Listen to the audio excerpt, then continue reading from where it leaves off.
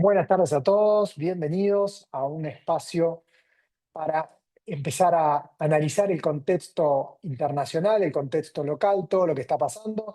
Estamos con dos especialistas del equipo de Research y Estrategia de IOL Inversiones, Damián Blasic y Tiago Marino.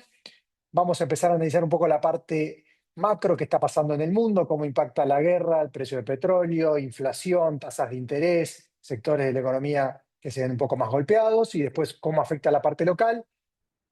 Pueden ir haciendo todas las preguntas que quieran por el chat, las vamos a ir contestando. Yo después voy a tratar de hacer un poco de moderador. Algunas cosas les voy a ir contestando yo por el chat. También están conectados el resto de los chicos de BDI. Y si quieren, para no ir perder más tiempo, Damián o Tiago, activen el micrófono que les quedó. Ahí está, Tiago.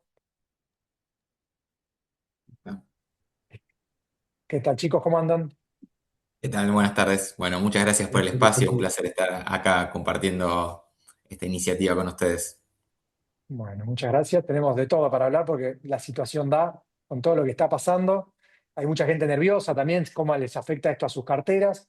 Así que nos viene bien para traer un poco de claridad entre tanta incertidumbre.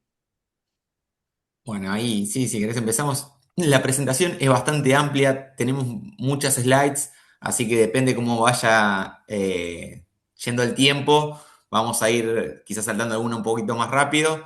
La idea es hacer un paneo justamente, como vos bien mencionaste, de todo lo que está sucediendo en el mundo, conflicto en Medio Oriente, impacto del precio del petróleo, qué estamos viendo en Estados Unidos, otros mercados y luego pasar hacia Argentina. Acá van a ver un poco lo que es la hoja de ruta. Pasar hacia Argentina, ver, ayer salió el dato de inflación, situación de tasas, riesgo país, las distintas curvas en pesos y curva hard dólar, e inclusive tenemos algún bonus track con provinciales y después algunas alternativas de inversión, algunos stock picking tanto de la curva en pesos como la curva soberana, así como también acciones y CDRs, y luego cerramos ahí con tres alternativas que son nuestros F6. Así que esa es un poco la Perfecto. hoja de ruta. Vamos a Bien. comenzar con el contexto, con el conflicto bélico, la situación con la Fed y las evaluaciones del S&P. Bueno, esto es imposible escaparle dado el contexto actual y algo que parecía que era más breve se va extendiendo. Todavía parecería que estar dentro de los plazos que descuenta el mercado que había mencionado la semana pasada cuando se inició este conflicto. El mercado descuenta una duración de entre 4 y 5 semanas aproximadamente. Sin embargo, en el mientras tanto, tenemos una volatilidad bastante elevada, no solamente en lo que refiere al precio del petróleo, sino también en los propios mercados estadounidenses y luego también se ha trasladado a otras regiones, se ha visto afectada Europa, Asia, Brasil también, y nosotros tampoco le escapamos a este contexto. Para situar un poco el panorama, que lo que vimos, bueno, una trepada en el precio del petróleo, como pocas veces ha sucedido en la historia. La última semana se registró la suba más fuerte en la curva de futuros de petróleo desde que comenzaron a cotizar los futuros. El cierre del estrecho de Hormuz viene extendiéndose de forma bastante agresiva, algo que parecía que en algún momento se flexibilizaba, sobre todo cuando iniciamos esta semana, el lunes, martes, se barajó inclusive en algún momento empezar a ver algunos buques que transportaran petróleo. Esto no sucedió, de hecho hoy es bastante más rígida la situación y vale la pena recordar que representa aproximadamente el 20% del transporte de petróleo marítimo a nivel mundial, entonces tiene una representatividad bastante significativa en el comercio, en la oferta de petróleo a nivel mundial. Hoy estábamos analizando con Tiago a mitad de la rueda que esto podría ser parcialmente resuelto con la mayor oferta que liberó la Unión Europea, algo de las reservas que tiene Estados Unidos, sumado a algo de las reservas que tiene China y Asia que han empezado a importar petróleo de Rusia. Sin embargo, todo esto no llega a cubrir el porcentaje total de petróleo que se trafica por el estrecho en cuestión. Entonces, esto no hace más que reavivar la incertidumbre, la volatilidad y miedo sobre riesgo de tasa. Tenemos que en Medio Oriente, los países más cercanos a la zona de Irán, por temor a daños en los tanques donde estoquean petróleo han recortado la producción. El más significativo fue Irak, recortando la producción más de un 60%, pero Arabia Saudita, Emiratos Árabes también han recortado la producción. Y la perspectiva del mercado es que hoy estamos con un déficit aproximado de 15 millones de barriles por día. Esto ha bajado un poco luego del dato de la mayor oferta por parte de los países europeos, pero sigue siendo alto el déficit. Vemos la curva de futuros, que acá es donde se puede visualizar una pequeña luz al final del túnel, que es que el impacto a hoy sigue siendo, o el mercado descuenta que es algo transitorio. Si vemos más allá de 2027, la curva se aplana nuevamente y empieza a cotizar cercano a los $65 el barril, similar a lo que cotizaba previo a que se desarrollara este evento. Entonces ahí, como un dato positivo o favorable, es este aplanamiento en la curva de futuros, sobre todo con el horizonte 2027. Y el dato negativo es en cuanto al nivel de actividad. Si bien todavía Estados Unidos permanece como una economía sólida, los riesgos de recesión a hoy todavía no existen, salvo que esto persista, por supuesto, pero lo que vemos es históricamente en los momentos que el precio del petróleo superó la barrera de los $100, han coincidido con periodos de recesión. Acá en este gráfico de que está arriba a la derecha están marcados los distintos momentos donde el precio del petróleo quiebra o llega cerca de los 90, quiebra esta barrera de los 50 y se condice con los periodos de recesión económica. Tenemos en 2009, 2010, en 2020 muy brevemente con el Corona Crash, las .com, principios de los 90, crisis de los 80 y bueno, crisis de los 70 también. Entonces ahí hay un pequeño warning de sostenerse estos niveles. ¿A dónde estamos hoy con el precio del petróleo? Bueno, tenemos un WTI cotizando cercano a los 97, este es un precio de un print que hicimos hace una hora aproximadamente, y también acá, si bien se ve un poco chico porque quedó apretado el gráfico, se ve la volatilidad. Tuvimos un lunes donde llegó a tocar prácticamente los $120 el precio del WTI, luego comprimió fuerte, llegó a los 85 y hoy parecería volver a estar tomando fuerza para ubicarse cercano a los 100. Esta situación no se da desde mediados de 2022 de forma estable, ¿no? Tuvimos un pequeño periodo entre septiembre de 2023 donde superó los $90, pero fue un toque y después, de hecho, era el último máximo hasta el día, hasta esta semana, ¿no? Entonces, bueno, ahí otro punto, ver la dinámica del petróleo y cómo se desarrolla eso, que es un poco ya mirando el horizonte, cómo nos paramos y cómo nos posicionamos.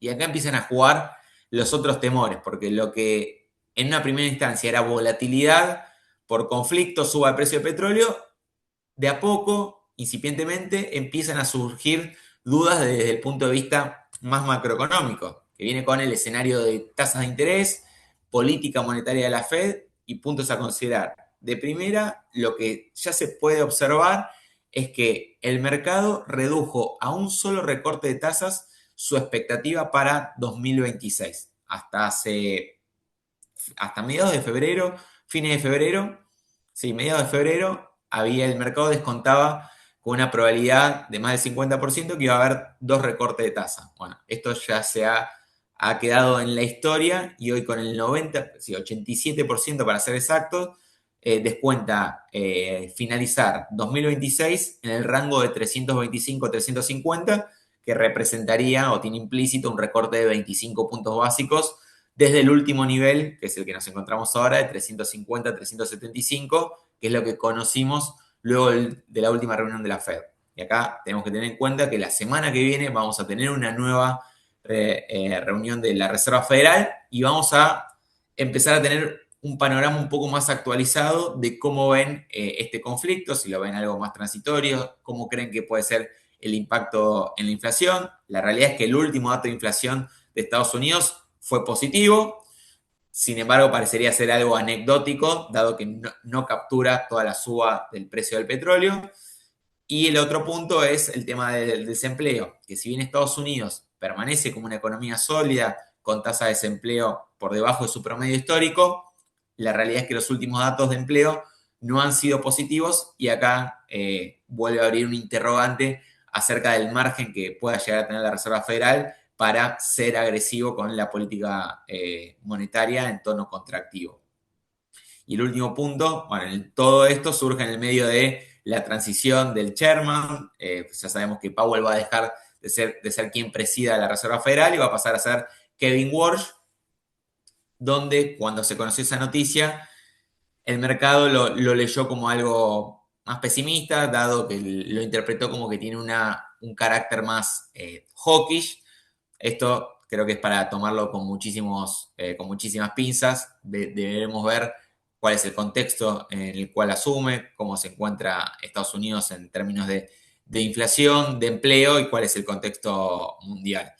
Eh, pero sí, estos pequeños puntos y para cerrar con el apartado monetario estadounidense, DXY superando los 100 durante la jornada de hoy y la tasa de 10 años llegando a ubicarse cerca del 4,3% y representando lo que representa una suba de prácticamente 35 puntos básicos desde que iniciara el mes de marzo. Entonces, vemos que lo que inicialmente surgió como volatilidad del precio del petróleo ya comienza a trasladarse paulatinamente y no tan paulatinamente, dado que vamos 10 días, 13 días del mes de marzo, a otras aristas de la macroeconomía. ¿Cómo seguimos? Ya vimos que hay cierto riesgo de que la Fed tome una postura un poco más contractiva en cuanto a la tasa de interés, manteniéndola. Creo que todavía el escenario de que se suba el rango es algo que no tiene una probabilidad elevada. ¿Y esto cómo impacta las valuaciones? Acá es donde empezamos, o donde se empieza a mirar con mayor detenimiento o con lupa el término de las valuaciones. Esto no es algo que es novedoso y que se viene debatiendo prácticamente los últimos 5 años de forma ininterrumpida en el mercado estadounidense, el nivel de evaluación, que se encuentra por encima del promedio prácticamente histórico, ¿no? Ahí marqué del 79 al 2025 y el promedio de los 20 años, que tiene un rango ahí entre 21 y 25 veces el price earnings. Hoy, contemplando la baja que estamos viendo en los últimos días, de hecho esto es hasta el cierre de ayer, el S&P se encuentra cotizando a un price earning de 26 veces, lo cual, como ven en el gráfico, es algo elevado. En el mientras tanto, siempre se ha ingeniado el mercado estadounidense para mantener un rally, producto en gran parte o explicado en gran parte por la muy buena performance de los resultados de las compañías. Tuvimos 5 trimestres de forma consecutiva donde los beneficios de las compañías del S&P 500 han crecido en más del 75%, en más del 75% de las compañías que integran el S&P han crecido a nivel de 2 dígitos, 13% aproximadamente el promedio, lo cual es algo bastante fuera de la media y de lo común, donde el récord era de 3 trimestres consecutivos con un ritmo de crecimiento como el mencionado. Entonces, este crecimiento más que exponencial le ha dado el combustible al S&P para seguir manteniendo un ritmo alcista a pesar de las valuaciones algo elevadas o porque se ubican por encima del promedio. Sin embargo, cuando la economía mundial empieza a mostrar algunas incertidumbres, bueno, o algunos puntos a considerar, deja de estar aislado y se empieza a ver con mayor detenimiento, que es lo que estamos observando actualmente, donde varias compañías, el S&P en general, está mostrando una caída. Febrero lo cerró negativo. Esto no sucedía desde el mes de abril de 2025 y marzo ha arrancado también de forma correctiva. Entonces acá también es un punto que no sería extraño ver o que el S&P busque niveles de evaluación más cercanos a los promedios históricos. Entonces también acá otro punto a considerar. ¿Y cómo nos encontramos viendo el mercado estadounidense respecto de otras regiones? Acá lo que vemos es que el mercado estadounidense es quien muestra una sobrevaluación más marcada o por fuera de la media histórica respecto a otras geografías. Vemos que en términos generales podemos decir que las valuaciones del resto del mundo se encuentran medianamente en línea con sus promedios históricos. lo cual también ha llevado a nosotros en nuestras carteras, es algo que llevamos bastante adelante durante 2025, desde mitad de 2025, la diversificación geográfica. El S&P, mientras tanto, siguió tirando, pero seguíamos viendo esto de la evaluación, que era un punto a considerar y que en cuanto se pudiera ver algún viento de frente, el mercado estadounidense podría verse afectado, que es lo que estamos viendo en este marzo. Y acá un pequeño, dado que ya estamos hablando de evaluaciones y demás, no quiero ir tan al detalle, pero me parece interesante traer esto como también punto a considerar.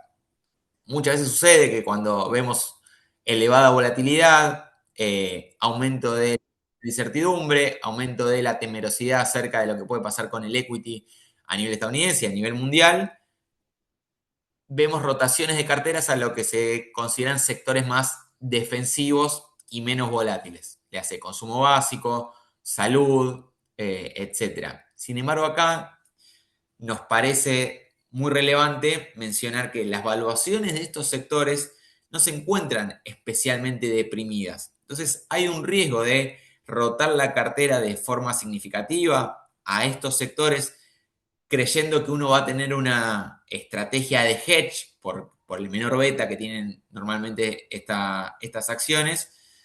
Y sí vemos que estas están cotizando a niveles de price earnings similar o mayor a lo que cotizan las tecnológicas, siendo que estos dos sectores tienen un nivel de crecimiento de beneficios bastante disímil. De hecho, acá como vemos, el earnings per share growth estimado para el sector tecnológico es ampliamente superior al de los sectores más defensivos, ¿no? Que se ubican en promedio por debajo del 10%, mientras que las tecnológicas se ubican, inclusive en algunos casos, por encima del 20%. Obviamente después puede ser un factor a discutir si este growth que descuenta el mercado en las tecnologías efectivamente puede darse o no.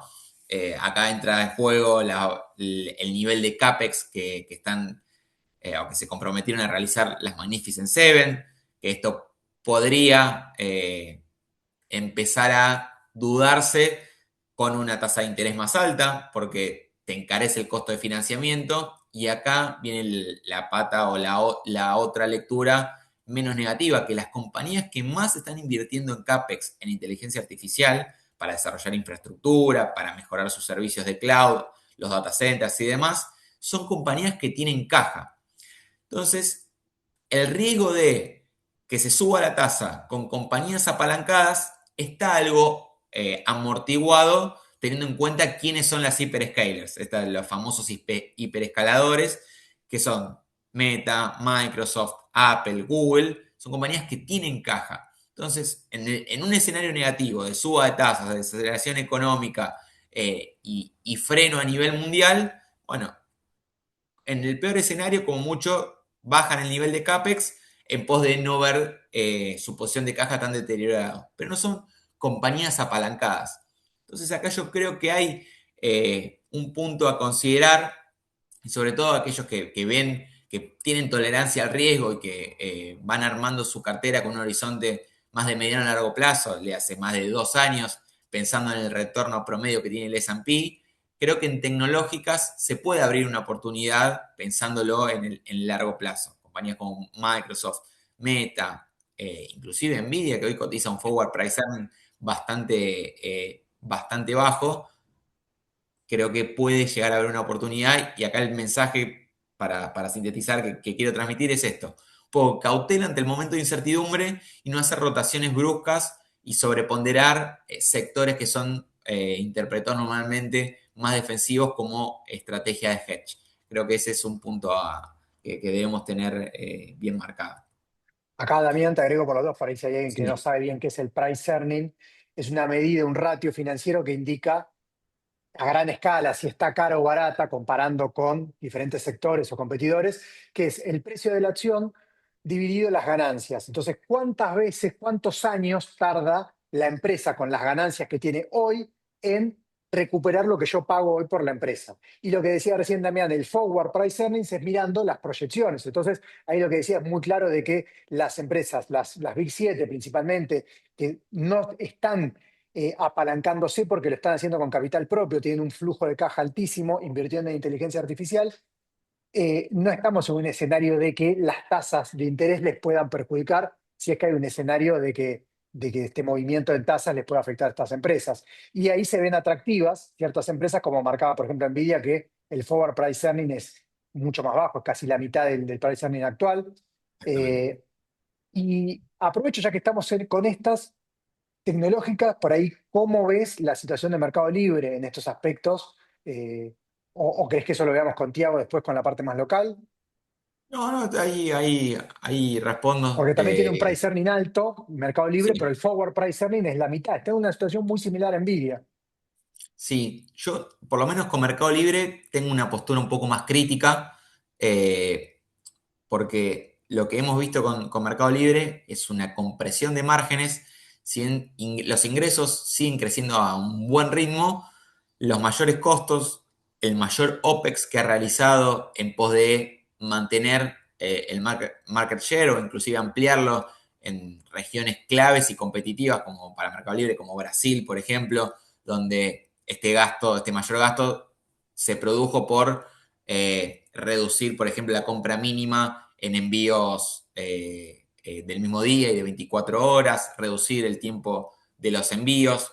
Todo esto le ha generado un gasto en infraestructura bastante significativo que le ha representado una compresión de los márgenes y sobre todo una compresión del margen neto, que es del 6% a diciembre de 2025 y el punto donde yo soy un poco más crítico es que si bien esta inversión está realizada y lo ha expresado el propio CEO, en pos de ampliar los resultados en un futuro, creo que por lo menos 2026, le va a ser desafiante a Mercado Libre ampliar y volver a tener un margen neto por encima de los dos dígitos, como ha sabido tenerlo, ha llegado a tener un margen neto del 12% y es de la mitad. Entonces ahí es donde me planteo un interrogante, sobre todo considerando que la evaluación actual es de aproximadamente 40 veces, no recuerdo con la corrección de ayer y hoy exactamente dónde quedó en términos de PI, pero digo, no sé, cito Nvidia que tiene un PI similar con la foto hoy, con un growth totalmente distinto en la última línea del estado de resultados, proyectado para fin de 2026. Y ahí es donde yo le pongo el interrogante a Mercado Libre si efectivamente va a lograr en este, sí, corto plazo, porque tampoco voy a ser tan ácido, de ponerle a diciembre de 2026 una ampliación del margen neto. Yo creo que vamos a ver unos balances en una sintonía similar, con un revenue creciendo y un margen neto navegando ahí un poco con la compresión de producto de los mayores costos. Ese es el Ah, punto. eso te decía de que por ahí tienen el mismo price earning, pero la película es totalmente diferente. Ni el market share que tiene Nvidia, ni tampoco el margen bruto y neto que tiene Nvidia, que es un monstruo. Entonces, también de ser selectivos en ese aspecto, de que por ahí también la situación de uno de estos dos ratios es parecido, pero es otra película diferente. No te interrumpo Sí, más, sí, así sí, es. sí, Damián. Sí, sí, así es. Y después, obviamente, acá obviamente no hay una visión absoluta. De hecho, es algo que solemos debatir, porque después también está la otra cuestión. Bueno, el crecimiento del mercado libre puede venir por la parte de fintech, que le representa menores costos y mayor penetración, pero ahí también tiene otros competidores. Aparecen compañías como Nu, que es otra que también nos parece bastante atractivo por los ratios de evaluación. Y hoy Latinoamérica está representando competencia. Brasil es el principal mercado para Mercado Libre. Y ahí ya tenés desembarcó Amazon, desembarcó Shopee. Y para no perder market share, tiene que seguir invirtiendo capital. Entonces ahí un poco somos críticos, por lo menos por el momento, con Mercado Libre. Y esto para cerrar lo que es la diversificación geográfica, me gusta traerlo porque se suele mostrar un gráfico muy similar, de hecho también lo traemos actualizado, del Merval versus riesgo país. Me gusta hacer un paralelismo con la situación de Brasil. Esto acá comparamos la evolución de la cotización del EWZ con los CDS a 10 años de Brasil. Entonces, vemos que el punto actual, si bien se encuentra bastante cerca de lo que sería la regresión de los últimos 10, 15 años de gobiernos brasileños, vemos que tiene bastante para recorrido al alza el EWZ, de hecho, a niveles similares de cotización del CDS, inclusive cuando ha logrado quebrar, porque ahora subió un poquito dado la dinámica global, pero cuando se ha ubicado más cerca de los 200 puntos, vemos que el EWZ inclusive ha llegado a tocar valores cercanos a los 50. Entonces acá, con una visión de largo plazo, inclusive siendo críticos y teniendo en cuenta el año político que tenemos para Brasil, creemos que hay valor. Y el otro punto que no se ve reflejado en este gráfico es en términos de evaluación. Hoy Brasil se encuentra cotizando levemente por debajo de su promedio histórico. De hecho, tiene un PI en torno a 14, 15 veces, cuando su promedio es de 17, 18. Lo cual también le da cierto margen de upside que situaría el EWZ, si lo vemos aún llegando a un PI promedio, con una potencial de suba de entre 20 y 25%. Entonces creo que hay un business case positivo para el mercado brasileño, obviamente con otra volatilidad, no es Estados Unidos, no deja de ser un país emergente, pero creemos que inclusive la macro, más allá de algunas cuestiones específicas, el dato de infla que se conoció ayer levemente al alza, la realidad es que la inflación interanual, acumulada anual, es de la más baja desde abril de 2024. Tienen unas tasas reales muy elevadas que le dan margen para, primero, manejar la volatilidad de suba de tasas a nivel mundial y, por otro lado, para tener una política monetaria un poquito más agresiva o expansiva y descomprimir un poco el nivel de tasas y bajar la tasa real. Bueno, acá no me quiero extender, las estrategias las dejo para que lo compartan, pero básicamente es esto que hemos ido mencionando desde el punto de vista de evaluación, la cautela. Nosotros sugerimos tratar de evitar rotaciones muy drásticas de cartera, tratar de priorizar fundamentals, compañías que tengan buenos fundamentals y valuaciones por debajo de su promedio. Creo que es la mejor forma de sortear este momento. Más, por sobreelegir algún hedge o sectores que tienen menor beta, como mostramos en el último gráfico, en el último gráfico hace algunas slides, y la diversificación geográfica, creo que también es una buena estrategia, con el disclaimer de si sigue una dinámica muy alcista el DXY, bueno, es un factor que tanto Europa como emergentes puede verse afectado, con el contrapeso en el caso de emergentes, que un ciclo positivo de commodities podría hacerle de contrapeso en esta situación de fortalecimiento del DXY. Bien, hasta acá resumen de lo internacional. Dejo el monólogo y ya le doy paso a Tiago. Así que no sé si hay alguna pregunta, si quieren dejarla en el chat, la vamos respondiendo mientras tanto o al final. Bueno, yo te pregunto mientras vayan Sí, contestando, preguntando por el chat, con el tema del aumento del precio del petróleo, es para Argentina como un arma de doble fuego. Por un lado, creo que nos favorece por el lado de las exportaciones, por el otro lado, nos afecta por el lado de que puede llegar a subir un poco más los precios o a costar que siga bajando la inflación. ¿Cómo ves vos esas dos variables que pueden afectar para los próximos meses en cuanto al suponiendo, ¿no?, que el conflicto bélico se extienda y que el precio del petróleo se mantenga alto por unos meses? sí, creo que ahí, bueno, es una doble vara muy, muy sutil y difícil de identificar qué va a pesar más. Inclusive ahora, Tiago, cuando habla de inflación, va a mencionar algo de esto. Obviamente, por un lado, de hecho, después hay algunos gráficos de vaca muerta.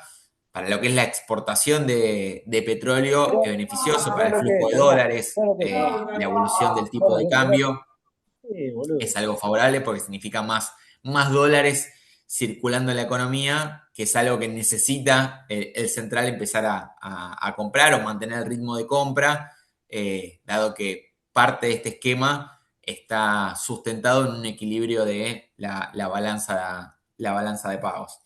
Entonces, desde ese punto de vista es algo positivo. Sí creo que va a atentar o puede llegar a atentar con la dinámica inflacionaria. Ahí van a ver cuál es nuestra estrategia al respecto. Eh, Sin embargo, soy algo más cauto, o mejor dicho, más optimista con la dinámica.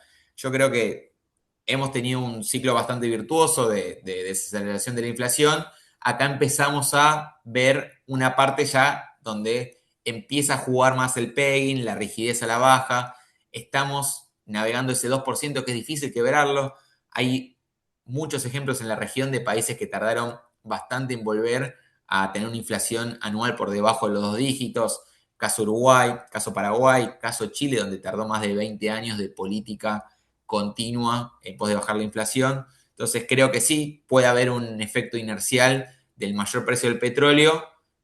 Sin embargo, por ahora me mantengo optimista en la dinámica de largo plazo. Creo que desde lo monetario se está realizando una buena política monetaria para mantener este nivel de descompresión. Veremos ahora cómo se sigue desenvolviendo. Parte de la política monetaria se resuelve cada 15 días con las distintas licitaciones. Entonces creo que hay muchas aristas y es difícil tener una lectura tan lineal. Eh, Creo que no sé si respondí o escapé un poco, pero es difícil darle más un sobrepeso a una que a otra. Perfecto, sí, sí. Bueno, si querés arrancamos con Tiago, que por ahí él va a Ahí, hablar un ahí poco de estos le doy temas paso a también. Tiago y va a comentar un poco lo que es respecto a inflación. Bueno, muchas gracias, Dami. Muchas gracias, María. Aprovecho para meter un bocado con respecto a lo que estaba hablando recién Dami, y es un efecto que capaz que queda medio en la sombra, que es un efecto negativo para Argentina, que es la suba del riesgo global. Ahora más adelante lo vamos a ver, pero un poco cómo juega la fortaleza del dólar, cómo juegan las tasas internacionales y el riesgo país global, el riesgo país de LATAM, también para Argentina este shock negativo no juega en contra, ahora igual después vamos a hablar un poco más. Pero arrancamos. Vamos a ir repasando primero las tres variables más importantes que nosotros miramos cuando analizamos el mercado, que es por un lado la inflación, después vamos a ver de la tasa de interés y después vamos a ir con el tipo de cambio, cuál es la dinámica sobre todo. Y acá con inflación, como muy bien comentaba Dami, hay dos procesos, si uno lo quiere ver, o dos ventanas de tiempo. Por un lado está la inflación vista en varios meses, inclusive puede ser vista de inflaciones anuales, y ahí la verdad que la película, como contaba, es que vos bajaste la inflación de 200% al 30%. Entonces, ese fue un avance muy importante y para adelante esperamos que sigamos viendo mejoras en la inflación. Pero después está el otro factor, que es el factor de corto plazo. Es ahí donde ya desde el año pasado, de mitad del año pasado, donde la inflación tocó mínimos recientes en 1,5, 1,6, 1,7, bueno, empezamos a ver números cada vez más altos de inflación, que uno intentaba explicar mes a mes, bueno, por qué había pasado esto. La cuestión es que, bueno, en la dinámica de corto plazo, como bien comentaste, hay factores puntuales que te pueden impactar en un mes en específico, hay factores coyunturales más internacionales, como puede ser el precio del, del petróleo, pero bueno, un poco nuestra visión con esto es, en el corto plazo, bueno, es el que al final el que importa cuando uno tiene, por ejemplo, bonos en pesos o cuando uno piensa en invertir en Argentina, pero después en el largo plazo somos un poco más optimistas con la inflación a niveles más bajos, pero como bien comentaba Dami, hay países de LATAM, experiencia de LATAM, que les llevó entre 10 y 20 años bajar la inflación abajo del 10% anual, ¿no? Entonces es un proceso que hay que tener paciencia, que es un proceso también volátil, podemos tener meses más inflación, meses de menos inflación. La cuestión es que la tendencia sea hacia la baja y así lo queremos, no obstante en el corto plazo puede haber presiones y es un poco lo que vamos a ver ahora en esta diapositiva. Es interesante el gráfico de abajo a la derecha, dado que cada barrita y cada color significa un sector y cuánto ese sector aportó al dato total, ¿no? Por ejemplo, cuánto aportó la carne, cuánto aportó alimentos, excluyendo carne, cuánto aportó el sector de viviendas. Y eso nos permite un poco ver la dinámica de corto plazo, qué factores te fueron impactando y qué no. Recordemos, a partir de noviembre empezamos a ver una presión muy fuerte del precio de la carne, que un poco hacia enero aflojó, pero en febrero se volvió a reavivar la suba en el precio mayorista de la carne y vimos un dato de inflación de carne un poco más alto, ¿no? Después también el otro punto que vimos durante el mes de febrero, con el dato recientemente salió el día de ayer, fue el ajuste en las tarifas, el esquema de reacomodamiento de los subsidios hizo que durante el mes de febrero veamos subas muy altas, especialmente en las tarifas, que eso te termina pegando en el rubro de vivienda y servicios, y es por eso que la participación ahí abajo se puede ver que fue un poco más grande. Entonces, estos son dos factores puntuales del mes de febrero. Estamos bastante convencidos de que sí. Ahora, esto significa que durante marzo no vayamos a ver otros factores puntuales que hagan que el número no baje tanto o se mantenga en un rango 2,8 o 9. La verdad es que tampoco, ¿no? Entonces, acá estamos en un proceso donde el mercado ya viene, por un lado viene subestimando la inflación, la inflación que espera el mercado normalmente siempre está, o los últimos meses vino estando hacia la baja por un mercado que normalmente estuvo optimista, el REM, que es el Relevamiento de Expectativas del Mercado, que hace el Banco Central, donde se relevan datos de inflación de consultoras, de agentes particulares. Bueno, fueron datos que vinieron marcando cada vez más al alza, entonces estamos ante un mercado que empezó a reacomodar sus expectativas, ¿no? Un mercado que cree en la desinflación, pero de corto plazo tiene incertidumbre, ¿no? Acerca de qué tan rápido vamos a ver esa desinflación. Entonces, bueno, y ya cerrando un poco con tema inflación, como dijimos, de largo plazo queremos las tendencias para abajo, de corto plazo somos cautos, porque no, ya venimos viendo que ya son varios meses donde factores puntuales y no tan puntuales te vienen impulsando el número al final de la inflación general al alza.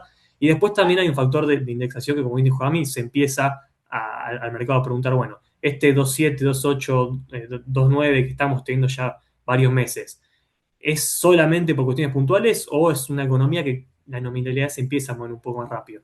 La verdad que la respuesta a eso no es posible obtener, sino más que nada ir viendo cómo te afecta la dinámica a corto plazo. Y a priori el próximo dato que tenemos en vísperas es el dato de inflación de marzo. Un mes de marzo que normalmente viene con estacionalidad bastante alta. ¿Qué significa esto? Que normalmente el dato de marzo suele ser más alto que lo que veníamos viendo en enero y febrero, ¿no? Entonces, creemos que por un lado, estos factores que comentamos que empujaron el número en febrero, probablemente de las tarifas seguramente no lo tengamos, y el precio de la carne depende de si mantiene la estabilidad o no, pero a priori durante el comienzo de marzo mantuvo estabilidad. En marzo está este factor que comentaba de los gastos de educación, donde normalmente la estacionalidad suele ser más alta, y también se le sumó con toda la incertidumbre internacional el precio, la suba en el precio de los combustibles, ¿no? Esto se puede estimar de distintas formas, y puede haber 1 millón de estimaciones. Nosotros aproximadamente nos da que puede ser, podríamos ver un impacto en la inflación de corto plazo entre 0,3, 0,2, 0,3 puntos adicionales que pueden venir por el lado de la suba en los combustibles, ¿no? Entonces, es por eso que con inflación, sobre todo de corto plazo, nos mantenemos cautos. Creemos que puede venir un número en marzo similar al que tuvimos en enero y febrero, cerca de los 8 o 9, inclusive puede arrancar con 3 la cifra del mes de marzo. Ahí te Y bueno, paso. sí, si querés, a mí pasamos con lo que es tasa de interés, otra variable bastante importante, sobre todo por la volatilidad que tuvimos en las tasas de interés previo a elecciones, pero también post elecciones tuvimos bastante volatilidad, una volatilidad que es propia del esquema que eligió el gobierno para conducir la política monetaria, eh, pero que puede influenciarlo para que la volatilidad sea menor o sea mayor, dependiendo de los objetivos, ¿no?, que tenga en este caso el gobierno. ¿Qué vimos en los últimos meses? Bueno, en las últimas semanas, mejor dicho, una volatilidad que se redujo considerablemente. La caución, para aquellos que la siguen, está operando en torno al 20%. Esto es una medida de la tasa más de corto plazo. Y después tenemos la tasa de plazos fijos, plazo fijo mayorista, que es la tasa TAMAR, de referencia que usa el Banco Central. Esa tasa se mantuvo por encima del 30%. Acá cuando uno piensa en tasa, y sobre todo para entender el gráfico de abajo a la derecha, puede ser medio aburrido, pero hay que pensar en cantidad de pesos, ¿no? Y sobre todo cantidad de pesos que tiene el sistema financiero. Una forma de ver, una definición bastante vaga de la tasa de interés, es básicamente el costo de los pesos en este caso, ¿no? Entonces, cuando el mercado tiene menos pesos, cuando el sistema financiero está más ilíquido, tiene menos pesos, la tasa suele ser más alta. La tasa suele ser el síntoma, ¿no?, de un sistema financiero más ilíquido, sobre todo la tasa de corto plazo. ¿Cómo lo puede influenciar esto el gobierno? Bueno, hoy en día tiene varias herramientas. Una es intervenir directamente en el mercado, proveyendo liquidez. Esto lo puede hacer mediante LECAPs, mediante instrumentos a tasa fija. De hecho, se vio que en las últimas semanas, en 2, 3 ruedas particulares, el Banco Central estuvo comprando LECAPs. Cuando el Banco Central compra LECAPs, le da pesos al mercado a cambio de esas LECAPs, que se las quedan ellos. Bueno, entonces es una forma de que el mercado tenga más liquidez. Otra forma son las licitaciones. Cada 15 días estamos teniendo licitaciones donde le vence un monto X y si el Tesoro renueva más o menos, está o sacando liquidez si renueva más del 100% o proveyendo liquidez si renueva menos del 100%. Y esto es importante sobre todo para proyectar de acá a los próximos 15 días, bueno, si esperamos que se mantenga la calma en las tasas de interés o no. La respuesta corta es sí. ¿Y por qué? Y viene por, justamente se explica en el gráfico de abajo a la derecha. ¿Qué significan las barras? Básicamente es la cantidad de pesos que le sobran. Es un proxy de la cantidad de pesos que le sobran al sistema financiero. Estos pesos los saca del juego el Banco Central y paga una tasa del 20%. Entonces, estos son los pesos, no sé si habrán escuchado la rueda de Dimas simultáneas, bueno, es el mercado, el mecanismo mediante el cual el Banco Central retira pesos excedentes del sistema financiero. ¿Y qué pasa? Cuando hay muchos pesos excedentes en el sistema financiero, como podemos ver cuando las barras son más altas, la tasa de interés suele ser más baja. Entonces, pasada la licitación del día de ayer, donde el Banco Central tuvo un rollover de 108%, esto significa que retiró algo de liquidez porque fue superior al 100%, pero no fue en un monto considerable. Para poner magnitudes, el Banco Central estaba retirando por día aproximadamente 3 billones de pesos, ¿no? ¿Qué pasó en la licitación del día de ayer? Bueno, el excedente que retiró el Tesoro en este caso fue de aproximadamente 0,8 billones. Entonces estamos hablando de que en magnitudes el mercado va a continuar líquido y por ende no deberíamos esperar una suba en la tasa de interés de corto plazo. Ya hablando de acá a 1 o 2 meses, la particularidad que tiene este esquema monetario es que es un esquema muy discrecional. Entonces, depende de los objetivos, depende de las intenciones que tenga el equipo económico, puede influenciar la discrecionalidad justamente en base a tasas más altas o tasas más bajas.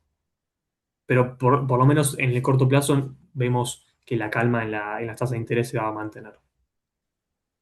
Este esquema de tasa endógena, ¿no? Que ya la tasa de interés pasa a ser una variable endógena que no la fija el gobierno. eh, Sí. ¿Ustedes creen que va a seguir con los próximos meses o años, ¿no? Teniendo en cuenta lo que pasó el año pasado con las elecciones y lo que volaron las tasas y lo que podría llegar a pasar en un 2027, que es año electoral. Y un poco eso, ¿no? De cuanto a tasas de interés, ¿cuál es el view que ven ustedes? Y a priori todo se resume al incentivo, ¿no?, que tenga el gobierno. La verdad que justamente por esto último que comentaba de la discrecionalidad que le da, lo vemos bastante cómodos, tanto al Banco Central como al Tesoro, manejando la política monetaria con este esquema. Y de hecho ha salido Bausil, el presidente del Banco Central, inclusive Caputo también, a un poco ratificar este esquema. Esto no quiere decir que lo puedan cambiar de un día para otro, no, eso no se sabe de antemano. El punto que sí que comento es que a priori debería mantenerse tanto por los dichos como por la discrecionalidad que maneja y que entendemos que están cómodos en este tipo de esquema. Que es un esquema que por la propia definición y por la propia dinámica que tiene el mercado monetario suele tener volatilidad en la tasa de interés. Es decir, podemos tener periodos, semanas inclusive con tasas más altas y tasas más bajas, eh, justamente por ese punto. Y bueno, y si querés, Adrián, sí, pasamos ya con lo que fue el mercado cambiario. Un tipo de cambio que por ahora vino silbando bastante bajo, se mantuvo en la zona de los 1400, inclusive tuvimos un par de semanas que operó por debajo de ese nivel, y eso se da en un contexto favorable para Argentina, donde uno tenía el DXY, el dólar debilitándose, y las monedas y por consecuente las monedas de Latinoamérica se estaban apreciando, ¿no? Eso era un poco lo que pasó en los primeros meses, inclusive desde diciembre. Eso tenía, por un lado, por un lado de la calma del tipo de cambio y el hecho de restar la volatilidad, de no haber subas muy abruptas, inclusive se terminó apreciando hacia esta zona de los 1.400 pesos por dólar que comentaba. Bueno, se va justamente en este contexto favorable para Argentina. Un poco lo que pasó posterior, sobre todo para las monedas de Latinoamérica, tuvo el efecto contrario, ¿no? Empezaron a subir las tasas más largas de Estados Unidos, el DXY se empezó a apreciar y las monedas de LATAM empezaron a depreciar. ¿Qué hizo el equipo económico, el Banco Central de Argentina? Bueno, ante esta presión porque la moneda se deprecia, es decir, porque un poco acompañe la dinámica global que venía viendo, y es acá donde yo comentaba el punto capaz negativo que tiene toda esta incertidumbre global. Bueno, empezaron hacer algunos artilugios, como puede ser, es muy probable que hayamos estando viendo ventas de dólar link, o también se estuvo viendo el interés abierto en futuros aumentando. Esto puede haber venido por el lado, o una mayor parte puede haber venido por el lado de intentar contener la suba en el tipo de cambio en un contexto donde comentamos la inflación no viene mostrando números muy positivos, entonces es también entendible que un poco el gobierno intente sacarle volatilidad al tipo de cambio en un contexto donde cuando el mundo era positivo se apreciaban todas las monedas y el peso inclusive se apreció. Cuando el mundo se puso un poco más negativo o había mayor incertidumbre, el peso se depreció, si bien no tanto como hicieron otros países en el mismo periodo. Y después, el otro punto también importante y que algo ya comentaba a mí es la parte del balance comercial, ¿no? De la balanza comercial, donde un tipo de cambio real que se estuvo depreciando bastante, es decir, Argentina estuvo ganando competitividad vía tipo de cambio real, sobre todo los meses donde tuvimos más volatilidad en el dólar, los meses de agosto, septiembre, octubre. Ese tipo de cambio un poco más depreciado se mantuvo. Bueno, ¿qué pasó? Estos últimos meses estuvimos viendo una baja en el índice de tipo de cambio real, es decir, Argentina se estuvo encareciendo con respecto al exterior, sobre todo mirándolo del lado de las exportaciones y la balanza comercial. En números se apreció probablemente un 8% de lo que fue el valor promedio entre diciembre y enero. Bueno, hoy en día Argentina está un 8% por debajo de ese nivel y es un punto importante, sobre todo para empezar a ver, bueno, la cosecha se espera que sea buena. Hay que ver cómo le afecta este tipo de cambio un poco más bajo a otros sectores de la economía. A priori, nuestras perspectivas sobre la balanza comercial son buenas. Para este año creemos que el campo va a tener un buen año de exportación, más allá de algunas dudas que hubo en enero con la escasez de lluvia.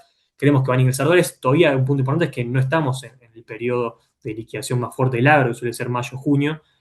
Así que bueno, entendemos que por ahora se va a mantener la calma también, como comenté recién, viene por el lado financiero. Y el lado financiero, en Argentina, acá tampoco me quiero detener mucho, pero estos meses particularmente lo que estuvimos viendo fueron emisiones afuera de empresas salieron a emitir por miles y miles de millones de dólares.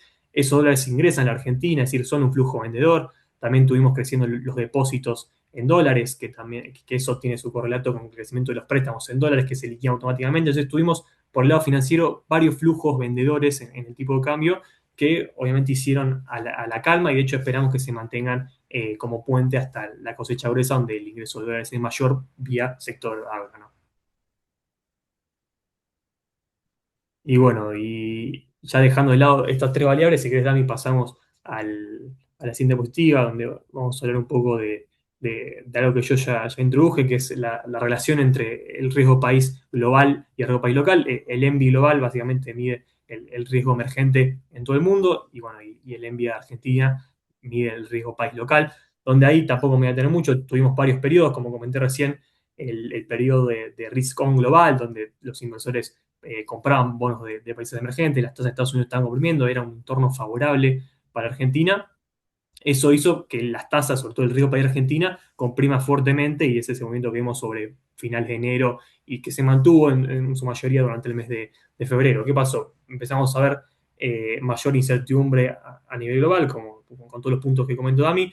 Cada vez empezamos a ver tasas de Estados Unidos un poco más altas, sobre todo las tasas más largas de Estados Unidos empezaron a subir unos puntos básicos y esto gatilló una suba también en el riesgo país global. Entonces, esto es un punto importante, dado que si uno mira, bueno, esta suba que tuvimos del riesgo país en el último mes, en las últimas semanas, tiene que ver más con factores locales o con factores internacionales.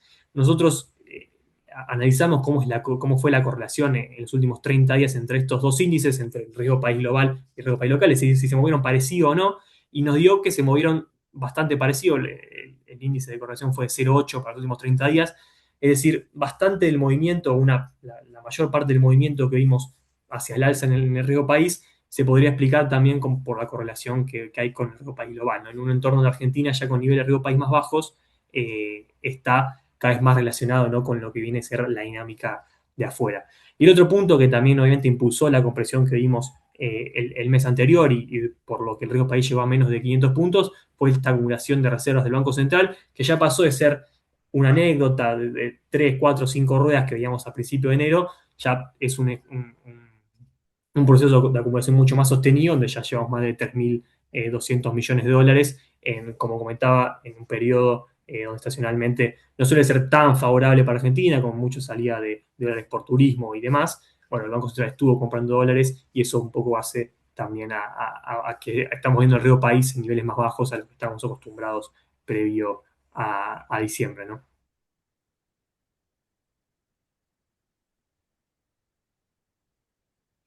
Y bueno, y acá ya pasamos, tampoco me voy a tener mucho en el texto porque es algo que ya comentaba, un poco estos efectos positivos y negativos que tiene Argentina con la volatilidad global. Algo muy clave sobre todo es que el viento internacional pueda ser favorable para que volvamos a ver el riesgo país abajo de 500, sino de forma contraria, si sigue habiendo ruido afuera, si las tasas de Estados Unidos no siguen bajando, si no hay mayor apetito por emergentes, vemos complicado que el riesgo país siga convergiendo. Dicho sea esto, la reciente descompresión, es decir, la suba que tuvo el país, a nosotros como inversores nos da capaz un mayor margen para pensar si nos mantenemos posicionados o no en bonos soberanos argentinos. Y acá hicimos un ejercicio donde proyectamos para fin de año el riesgo país en 4 niveles distintos, un escenario muy optimista con riesgo país en 400, otro escenario con riesgo país promedio de los últimos meses que se mantuvo en torno a 580, 600, 550, otro escenario un poco más negativo con riesgo país a 700, y por último, el promedio preelecciones, preelecciones legislativas el año pasado, que se mantuvo en torno a 1050, 1100, ahí tuvimos en promedio 1080, ¿no? Y acá lo importante es justamente ver esto, ¿no? Más allá de ver, bueno, si el país se va a X, cuánto retorno me da X bono, que eso es más que nada un ejercicio y una proyección. Lo que hay que ver importante es sobre todo el margen que nos da y a qué niveles de riesgo país estaríamos perdiendo o no plata y en qué tramo de la curva estaríamos perdiendo o no plata. Y acá lo importante es, por un lado, la idea de que ante mayores bajas en el riesgo país, el hecho de estar parado en bonos más largos, en bonos con vencimiento más largo, va a ser superior justamente por el efecto que tiene la duration en estos bonos, la duración de este bono.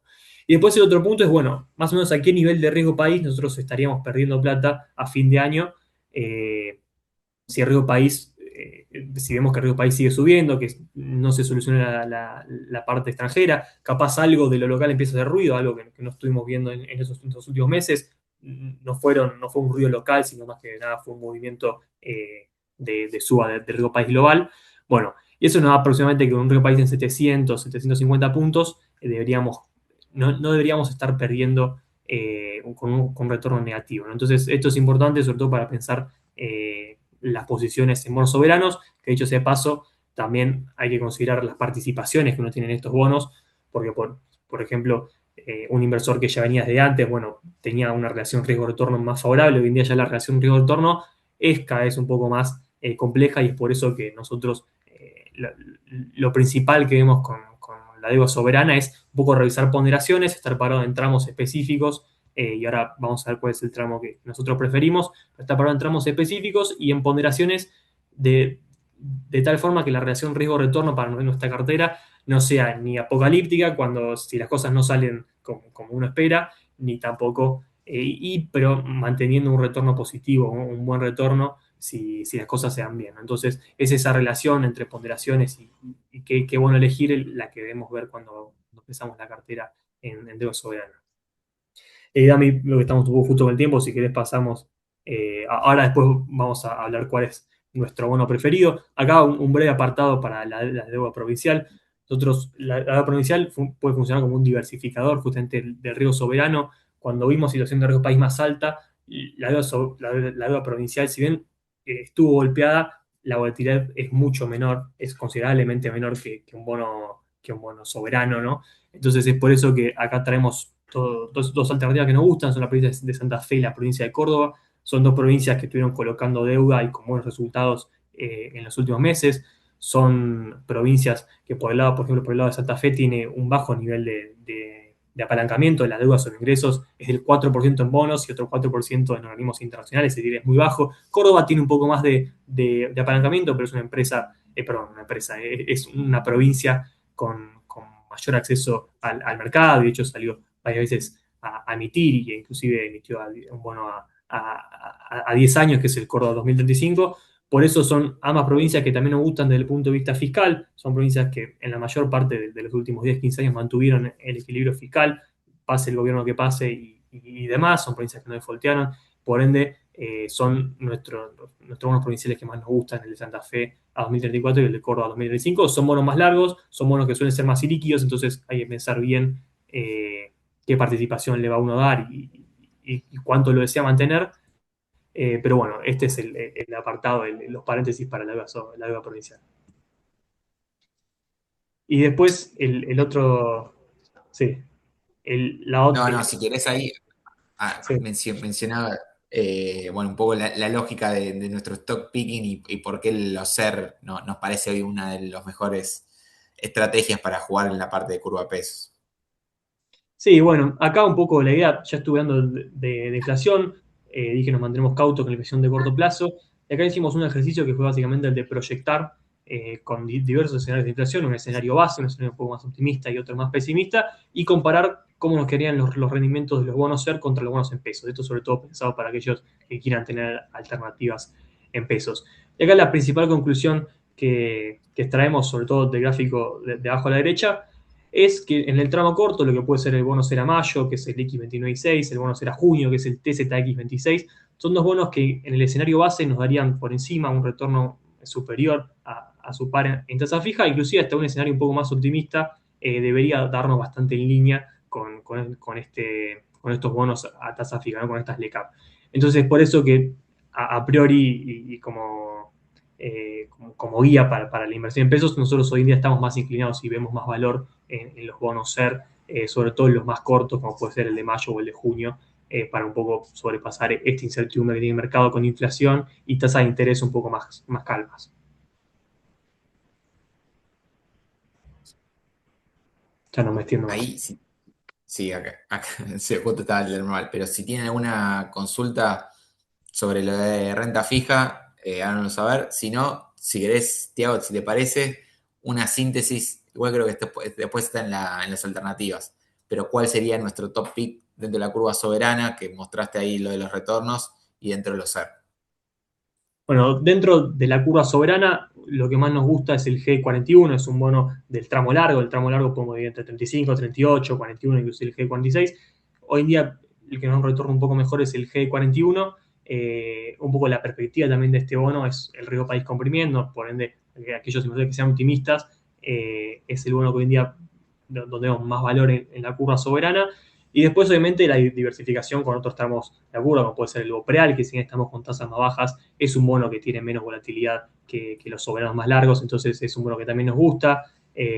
Distintos bonos corporativos también sirven para diversificar un poco el riesgo soberano en Argentina, que hoy en día ya estamos en niveles de país mucho más bajos, por ende entra más a la discusión el hecho de diversificar la cartera en renta fija, ¿no? Y después empiezo, como comenté recién, donde más vemos valores en el tramo corto de la deuda cera, ahí por mencionar un título es el TZX26. Hoy en día optamos a estar parados un poco más corto y en deuda cera. Tengo una pregunta ahí, hablabas del GD41, ley extranjera, y en ese caso, en el 41, por ahí la diferencia de legislación prácticamente es nula. Pero en Es el muy bajo. 35 y 38, ¿ustedes creen que la diferencia por legislación se va a mantener igual o conviene irse a un ley local? ¿Cómo ven esa diferencia? Sí, sobre todo en los tramos donde el mercado hoy en día tiene mayor spread de legislaciones, en los más cortos, los 21 y los 30, G41, como bien comentaste, suele ser nulo, G35 también suele ser bastante bajo, más allá de que puede estar una rueda un poco más alta, otra un poco más baja, suele estar por debajo del 1%, entonces nosotros hoy en día nos mantenemos inclinados por la legislación extranjera, sobre todo porque ante escenarios negativos se suele mostrar más resiliente que la legislación local, ¿no? Y Y te ahí vi un traslado una comentario. pregunta que acá hizo Sí, Walter por el AN29. ¿Qué opinión sí. tenían por el bono nuevo? Bueno, es un bono que nos gusta, es un bono que la amortización cae íntegramente en el próximo mandato, entonces depende mucho de la expectativa de reelección, pero es un bono que hoy en día entendemos que ofrece una tasa atractiva para el mercado local. Si mal no recuerdo, debe estar una tierra cercana al 9%. Es un bono que nos permite exponernos a la curva de dos formas. Por un lado, la baja en el nivel general de la curva. Esto básicamente es la baja del riesgo país.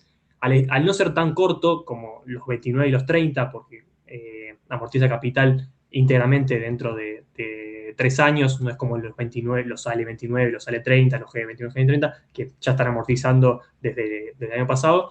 Es un bono que por uno nos permite tener una exposición mayor que el tramo corto a una baja en el nivel de la curva, y por otro lado es un bono que al estar en el medio también nos permite capturar movimientos de la curva, es decir, que el tramo corto disminuye un poco más las tasas que el tramo largo, ¿no? Esto se llama normalización de la curva. Normalmente, si uno mira la tasa de la curva de Estados Unidos, los tramos más cortos suelen rendir menos que los tramos más largos. Y en cualquier país emergente se da este caso. Hoy día en Argentina, justamente por la incertidumbre que hay sobre el 2027, la curva está prácticamente sin pendiente.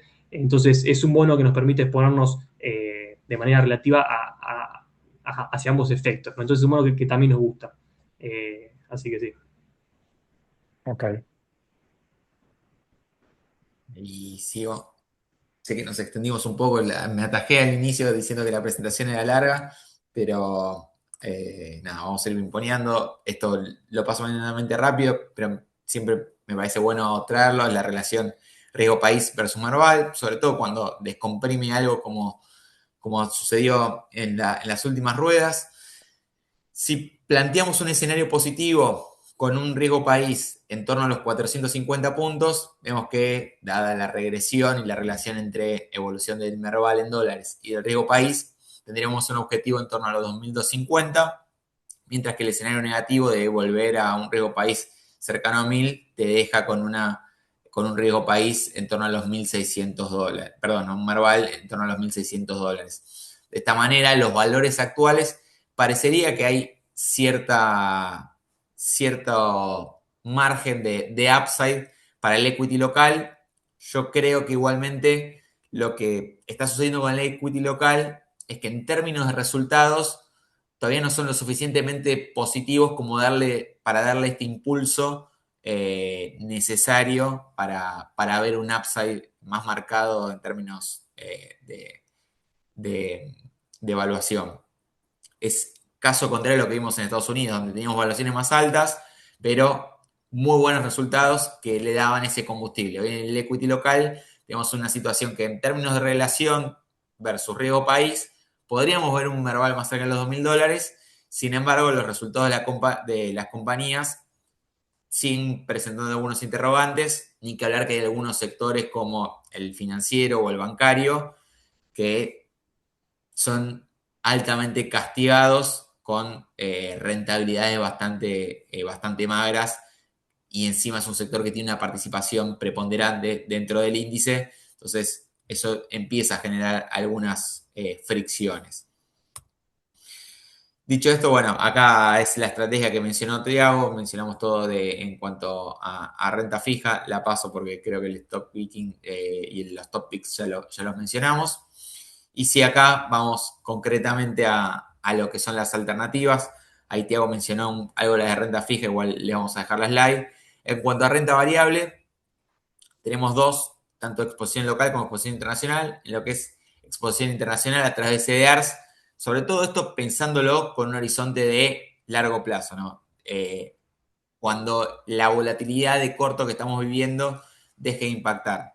Creemos que tanto Microsoft como Nu son dos alternativas interesantes. Microsoft muy sólida de los fundamentals, que genera caja, que ha presentado muy buenos resultados, creciendo en términos de ingresos más del 16%, tiene un market share en lo que es cloud a través de Azure, es uno de los líderes, ha tenido un crecimiento en Azure de casi 40% interanualmente en el último trimestre. Hoy cotiza a un price earning de 24 veces, price earning presente, TTM, es decir, teniendo en cuenta los últimos 12 meses, sin tener nada descontado en un escenario de crecimiento, que este nivel de evaluación es de mínimos de los últimos 5 o 6 años. Está prácticamente a la par de la corrección que tuvo cuando sucedió el Corona Crash, de la corrección de cuando inició la política monetaria contractiva la Fed allá por 2022, donde tuvimos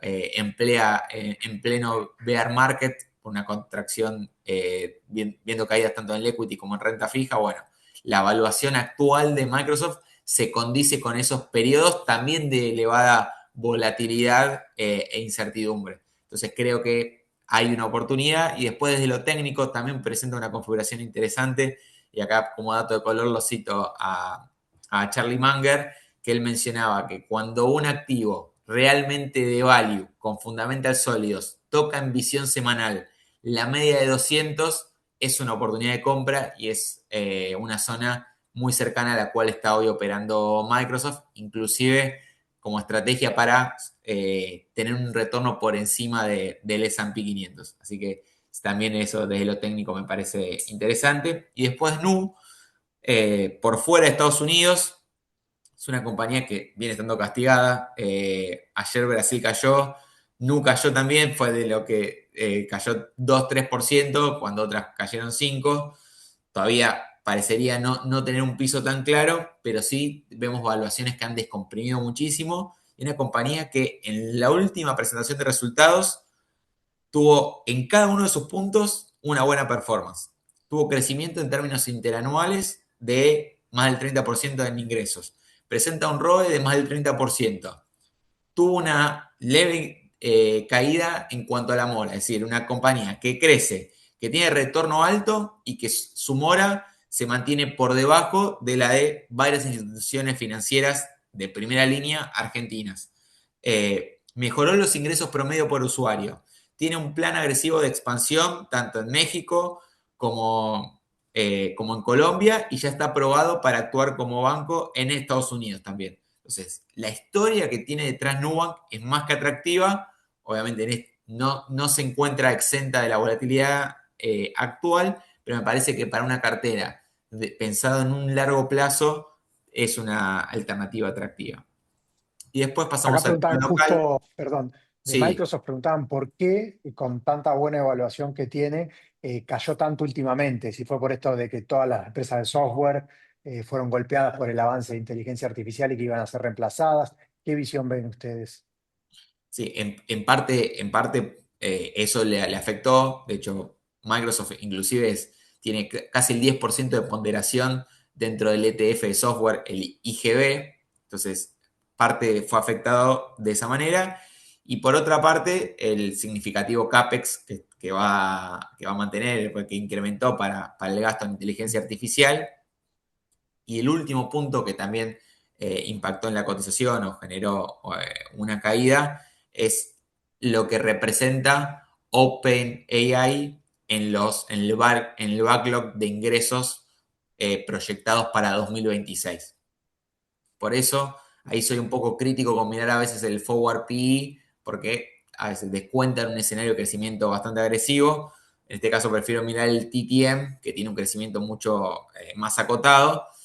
Y sí, me parece que vale la pena que más allá de lo que representa OpenAI en los contratos a futuro y lo que puede pesar en el revenue, así todo, tiene un 70% de los ingresos restantes diversificado en otras compañías. Entonces, ¿tiene una participación relevante? Sí, la tiene, pero al margen de OpenAI, si se cae OpenAI y deja de funcionar, más del 70% del resto de los ingresos se encuentra diversificado. Pero bueno, esos fueron los pequeños pain points que el mercado leyó y castigó a Microsoft.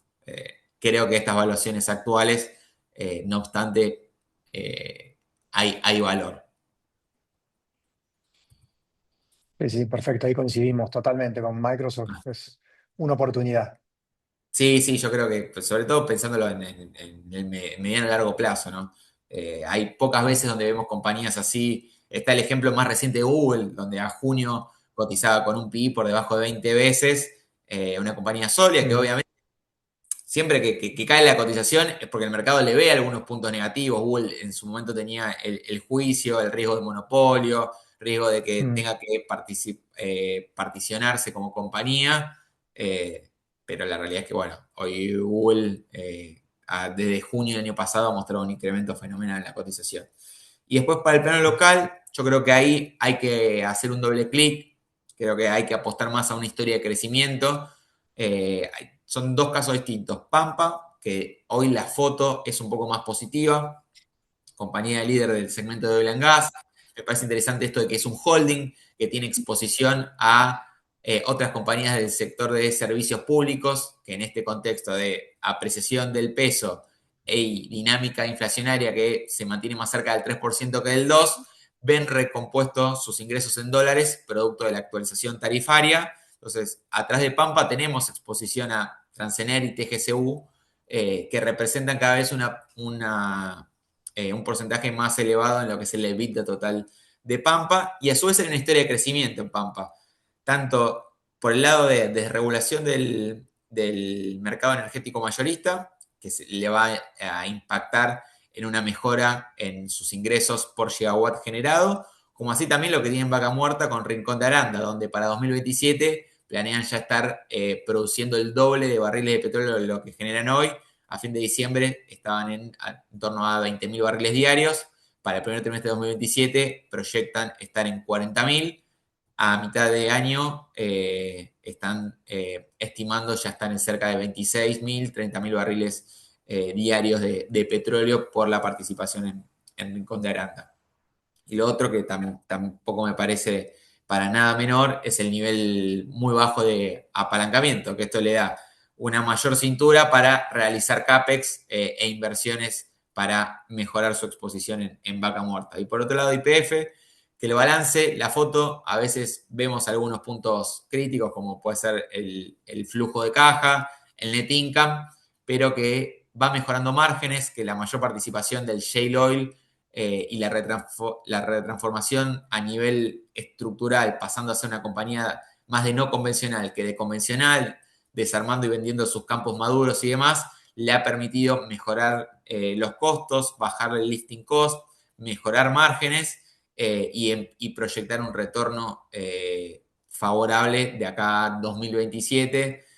Luego también tenés el proyecto de GNL, exportación, con la exportación y el convenio que tiene con Eni y demás. Y esto, por ejemplo, que espera producir más de 305.000 barriles de petróleo no convencional para 2028. Es algo fenomenal, teniendo en cuenta que, por ejemplo, Vista, compañía líder en shale, produce en torno a 140.000, 150.000 barriles de petróleo diarios actualmente. Entonces, creo que en YPF hay una historia de crecimiento atractiva que va a jugar un rol preponderante dado lo que contamos del contexto macro y la balanza comercial y balanza de pagos en cuanto a la generación de dólares.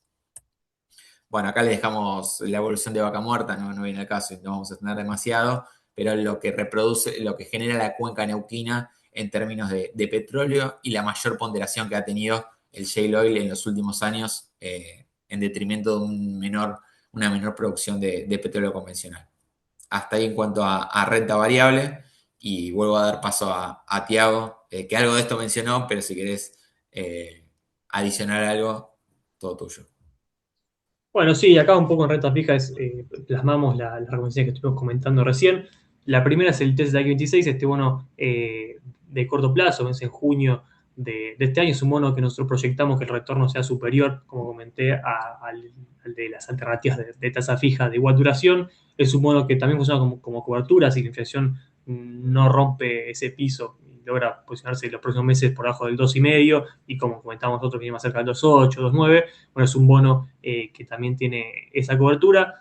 Después, dentro de los bonos en pesos, aparece una alternativa para perfiles bastante agresivos, que viene un poco por el lado de un mercado que hoy en día está esperando más inflación. Por ende, el hecho de pensar en posicionarse o fijar tasa en un bono tasa fija a más de un año, como puede ser el BOCAP de abril 2027, puede ser interesante para perfiles agresivos que sean más optimistas, que puedan pensar que la inflación va a bajar más rápido de lo que espera el mercado. Bueno, eso es un bono o esa visión se debería jugar con un bono tasa fija largo, puede ser el BONCAP. Hoy en día vemos un poco más de margen, no obstante, la dinámica de corto plazo de la inflación va a ir marcando si este bono performa bien o performa mal. Por ende, es justamente, como cuenta, una estrategia para perfiles más agresivos y que estén dispuestos a mantener el bono por 3-4 meses a la espera de que la inflación vuelva a sorprender hacia la baja, ¿no? Y después, como comentaba, el G41, acá se puede sumar también el AN29, como estuvimos hablando recién. Bueno, son bonos que nos permiten estar expuestos a la baja del Río País, son bonos agresivos, entonces esto también hay que tenerlo en cuenta para invertir y obviamente todo ir ponderándolo con otras alternativas que un poco hagan a la reducción de la volatilidad, como comenté, bonos provinciales, bonos corporativos o el BOPREAL pueden ser otras alternativas. Acá justo hay una pregunta de Federico que dice que tiene el TX28 que viene subiendo, si conviene seguir o mantener. Ustedes recomendaban la curva SER para el tramo más corto por ahí. Eh, ¿Cómo ven en esta dinámica de que si quedarse en un bono SER al 2028 o más adelante y la posible normalización de la inflación? Por ahí lo conveniente sería combinar un bono a tasa fija como el BONCAP que recomiendan con un bono SER. ¿Cómo ven la duration de la curva SER? Bueno, ahí, muy bien, como comentaste, se resume un poco en eso, ¿no? En el tramo corto hoy en día vemos más valor en estar por inflación, porque de corto plazo la inflación puede sorprender un poco al alza. De más largo plazo, hay el TX28. Nosotros, de hecho, hace unas semanas estuvimos comentando que veíamos valor en el tramo más largo SER.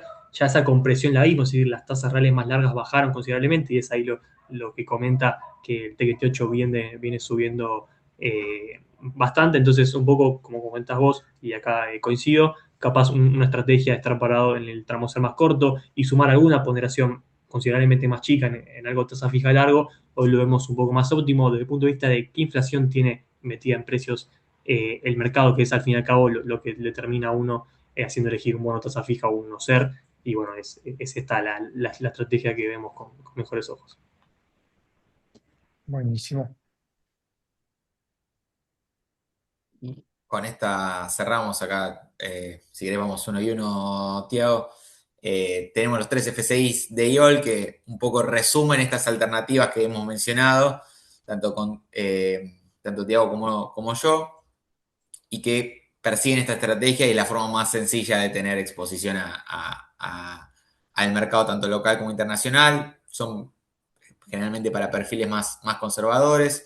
Por un lado, tenemos el IOL Dólar Ahorro Plus, que invierte en ONs AAA, tiene una participación importante en bono del Tesoro estadounidense, cerca del 20%, y mantiene un objetivo de retorno del 6%.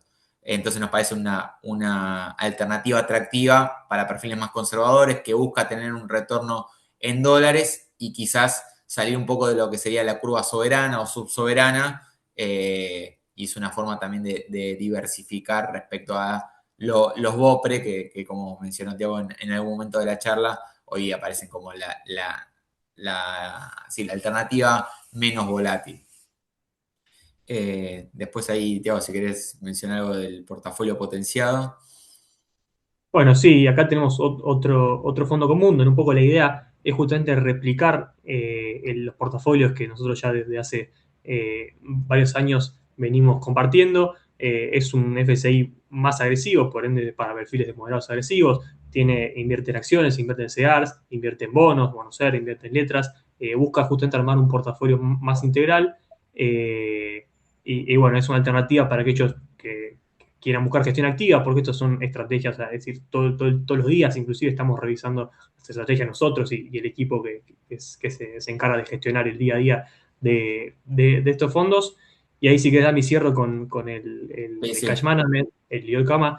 Este es un bono, perdón, es un FSI que invierte en bonos en pesos, es un FSI que lo que busca es superar al plazo fijo, también mantiene gestión activa, invierte en bonos, en letras, en ONs en pesos, invierte en plazos fijos y un poco la ventaja Hola, que viene por este lado te pido es lleno de la súper, idea por favor. de que justamente el hecho de la inversión en conjunto puede, por un lado, el FSI acceder a más alternativas que las que puede acceder y a mejor precio que las que puede ser el inversor minorista. Y por otro lado, también tiene mucha más liquidez, ¿no? Si uno quiere comprar una ON Tamar de un banco, por ejemplo, que son instrumentos que existen en el mercado y que sirven muy bien para buscar retornos en tasa variable, bueno, eso lo puede hacer mediante este fondo de IOL y tiene la liquidez en temas 1 en 24 horas, ¿no? La TNA que está proyectando el objetivo está en torno al 32-33% anual. Obviamente eso varía mucho de las condiciones del mercado y de cómo fluctúa la tasa más corta. Bueno, buenísimo, excelente las tres opciones de los fondos, las recomendaciones también. Buenísimo, la verdad se hizo un poquito largo, no los quiero retener más, chicos, les agradezco muchísimo, Tiago y Damián. Yo me quedo conectado un rato más, así que si quieren hacer alguna pregunta específica, los clientes nuestros de BDI, a los chicos de IOL los libero, les agradezco muchísimo la exposición, clarísimo todo, y ojalá en unos meses nos juntemos de vuelta. Por supuesto, gracias por el espacio y bueno, perdonen ahí la extensión. Mm. Quisimos tocar todos los puntos y nos extendimos un poco, pero bueno, espero que se hayan llevado varias cosas y les compartimos también la presentación para que las tengan y si quieren rever algunos de los puntos que mencionamos. Bueno, Bueno, muchas gracias, Mariel, y buenísimo. muchas gracias a todos por quedarse. Bueno, gracias, chicos. Bueno, Chau. yo sigo acá para si alguno quiere, lo que habíamos dicho de alguna consulta de la cartera específica, esta reunión de hoy, que justo vienen los chicos de IOL, la idea es las reuniones quincenales que hacemos con los clientes, donde el que se sienta libre, que quiera prender la cámara, charlar, comentar, mostrar, compartir pantalla, y acá estamos para ayudarlos en las dudas que tengan. Para que alguno se anime, a quedarme algunas preguntas acá. Voy contestando algunas que no pudimos contestar. El tema de si había un trade en el tema del campo y Cresud y el Merval. Queremos que ahí no convendría hacer ese tipo de trade donde justamente Cresud depende mucho de no solamente de si la cosecha es buena o mala, ingresan dólares, sino también del precio de los commodities, que ahora justamente están subiendo, y eso se va descontando día a día. O sea que el valor de la acción de Cresud, a medida que el precio de la soja va subiendo, ya va subiendo. No es que eh, voy a capturar eso, o sea, tendríamos que haberlo pensado unos meses antes, pero generalmente hay, Cresud o IRSA son empresas donde tienen un beta muy bajo, tienen muy poca volatilidad, quizás se mueven mucho en función de, en el caso de Bueno, Cresud, de lunes, las lunes, expectativas. lunes, ¿Sí? ¿Quién lunes. está por ahí? ¿Cómo Hola, estaba? hola, hola, Sí, ya está todo. Ya no. hola. Bueno, alguno que quiera,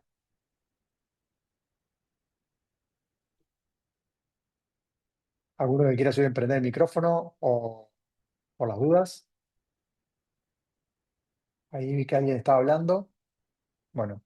¿Alguno quiere hablar o algo? Si no, mientras tanto, acá Federico está diciendo Meta, Visa, Meli siguen cayendo. ¿Les ves un punto de entrada o fin de caída? Son casos separados. Meta y Visa sí están cayendo y son dos monstruos con caja que generan caja. Meta, el problema es que está lo que hablábamos como Microsoft, el CAPEX, la cantidad de capital de trabajo que invirtió en inteligencia artificial, la mayoría de las tecnológicas fue muy grande ante esta incertidumbre que hubo del avance de Anthropic que iba a reemplazar a empresas que hacían aplicaciones de software. eh, Se empezó a cuestionar si era rentable tanta inversión en capital de trabajo, en CAPEX, relacionado con los data centers e inteligencia artificial. Ahí las siete magníficas, principalmente todas, hasta inclusive Tesla, están destinando unos montos altísimos de capital de trabajo en lo que es data centers y inteligencia artificial. Y la duda fue esa, ¿no? Que de un día para el otro pensamos que es algo que iba a incrementar mucho el flujo futuro de los ingresos y se empezó a cuestionar si era así o no. ¿Y por qué es tan difícil en esos casos medir el rendimiento futuro? Porque no es lo mismo que la inversión que puede hacer Pampa Energía o YPF o Vista en adquirir nuevos pozos petroleros o comprar otras empresas como otras empresas que hacen fusiones y adquisiciones, donde uno compra una empresa y ya sabe cuánto va a aumentar los ingresos futuros. Cuando se hacen inversiones tan grandes en CAPEX de inteligencia artificial, no sabemos y es muy difícil estimar el flujo futuro.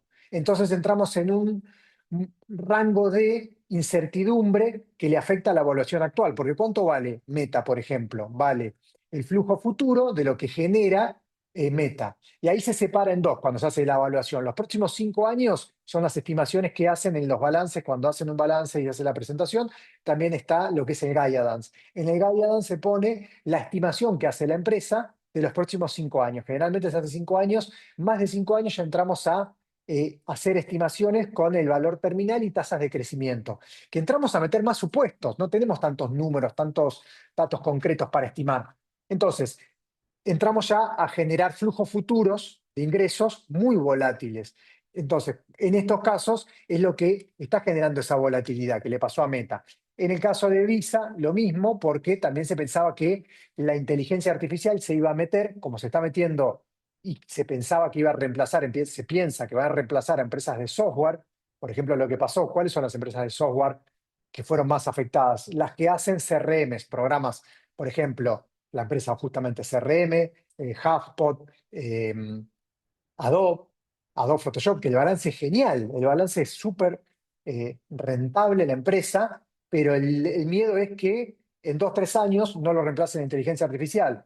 Lo mismo los e-commerce, y ahí cae también el Mercado Libre, que no hablamos que una de las cosas negativas era esta, que salió hasta Galperin a decir de que guarda que quizá en 1 o 2 años la aplicación de Mercado Libre deje de existir, porque la inteligencia artificial, los agentes de inteligencia artificial van a reemplazar a las aplicaciones, a muchas. Por ejemplo, si yo ya hablo con mi inteligencia artificial y ya sé que necesito, en vez de buscarlo en Mercado Libre, le pido a la inteligencia artificial a la que yo use, GPT, Gemini, Cloud, y me va a buscar el producto ese en el lugar que esté más barato. Entonces ya no voy a ir a un marketplace. Directamente la inteligencia artificial va a reemplazar ese marketplace. Y lo mismo con los software de gestión. Hay muchos agentes, que es como si fuese la evolución de aplicaciones de inteligencia artificial que van a reemplazar a aplicaciones que son pagas, aplicaciones de CRM, sistemas de gestión, donde hoy uno puede construir ese sistema con un agente de inteligencia artificial. Para el que no está metido en esto, por ahí parece una película de ciencia ficción, yo doy el ejemplo de que la página de BDI la hicimos en 45 minutos con un agente de inteligencia artificial. Algo que en otro momento hubiese que pagarle a una empresa de diseño gráfico, contratar un hosting, y un montón de gastos y diseños y implementación con programadores, inclusive para otras que puedan terminar algunas partes, y todo eso se simplificó en 45 minutos. Si hay alguna escala tan chiquitita, nosotros lo podemos hacer así, imagínense una escala grande, cómo pueden optimizar costos ciertas empresas, y otras empresas pueden desaparecer, porque en un cambio tecnológico tan grande hay ganadores y perdedores. Esa incertidumbre que está generando el cambio tecnológico, además de la guerra que hay ahora, está pegándole fuerte a las empresas de software. Y ahí cayó también un poco Microsoft, que era lo que contaban. Visa también es un portal de pagos. Quizá la inteligencia artificial, lo que dicen que la inteligencia artificial va a terminar eliminando muchos intermediarios. Visa no deja de ser un intermediario, por eso fue afectada. Mercado Libre también por eso. Ahora, cada uno de esos tres que estamos hablando, Meta es dueño de Facebook, Instagram, WhatsApp, tiene la base de datos más grande del mundo en cuanto a consumidores y es súper rentable. Visa es el medio de pago número 1 en el mundo. Meli es el número 1 en Argentina, en Brasil está ahí nomás, en México. Son empresas muy grandes. Ahora, si vos me decís, ¿qué hago con Asana o HubSpot? Y bueno, son empresas de software más chiquitas, que ahí sí, va a ser más complicado. De vuelta, ¿alguno quiere prender la cámara, charlar, alguna duda?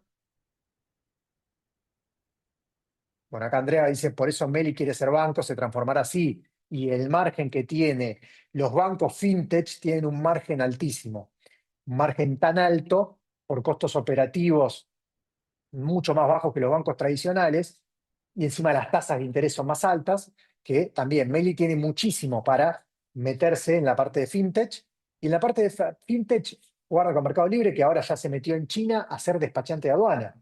O sea, ya Galperin ya se está adelantando a lo que puede llegar a venir, y eso que decimos de reemplazar intermediarios, y estas empresas, estas fintech, van a quedar ofreciendo diferentes productos como, por ejemplo, Ualá, ahora se metió fuerte en la parte de seguros y te ofrece seguros. Lo que son estas fintechs tienen comunidad de usuarios, donde a vos te agarraron, te facilitaron la vida porque agarraste el teléfono y ya no usás más la billetera para pagar. Me pasa a mí con Mercado Pago. Y bueno, a medida que me ofrecen productos y a mí me cierra, bueno, y seguramente voy a ir adquiriendo productos. No tengo Ualá, pero si Ualá me ofrece un seguro más barato que Federación Patronal, quizá, y lo optimizo todo lo junto con el celular, termine comprando por ese lado. Bueno, Mercado Pago está desplazando a los despachantes de aduana, ya puso oficinas en China y uno va a poder importar de China cosas que antes tenía que hacerlas con un despachante de aduana a nivel mayorista o minorista a través de Mercado Libre. Mercado Libre también tiene lo que es banco por Mercado Pago.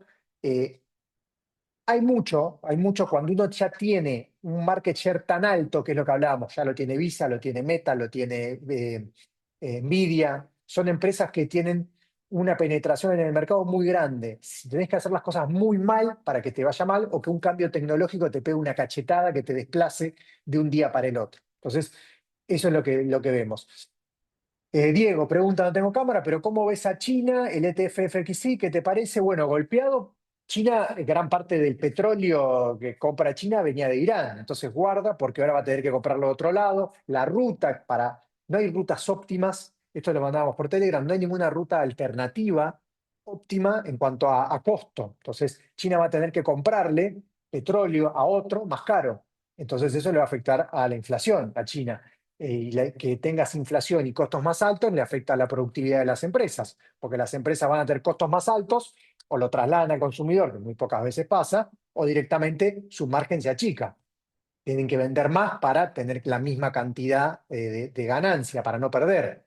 Y para vender más, la sociedad tiene que tener más. Entonces, China está en una situación donde es uno de los países, China e India van a ser los más afectados si este conflicto con Irán eh, sigue avanzando más de un par de semanas. Yo creo que, como viene la mano, no va a ser algo que se resuelva en el corto plazo, pero realmente Trump es impredecible y los fundamentalistas del sistema iraní también son impredecibles, entonces es muy difícil y ahí es donde guarda con emergentes, FXI, EEM, son dos ETFs de que venían subiendo mucho y quizá el que quiere bajar volatilidad de sus carteras, ¿no? Bajar beta en momentos de incertidumbre, bueno, el sector al cual yo recortaría, yo no saldría del S&P 500, no saldría de las Big 7, no saldría ni de Visa, ni de Meta, ni de Mercado Libre o Microsoft que vienen bajando, pero sí sería cauto en este escenario con emergentes, China e India. Eh, bueno, eso Diego que preguntaba. Pablo, ¿qué te parece la recomendación de bonos soberanos GD? ¿Entrarías? No, no para mi perfil y lo que hablábamos siempre de rendimientos simétricos y cuando ahí mostraban el potencial upside, no muestran el potencial downside, ¿no? Si vamos a un escenario positivo, que ahí te mostraban el de normalización de TIRS, y bueno, puede subir un 10, 15, 18% en dólares. Ahora, un escenario negativo, se te va a una paridad de 20 y se te cae un montón.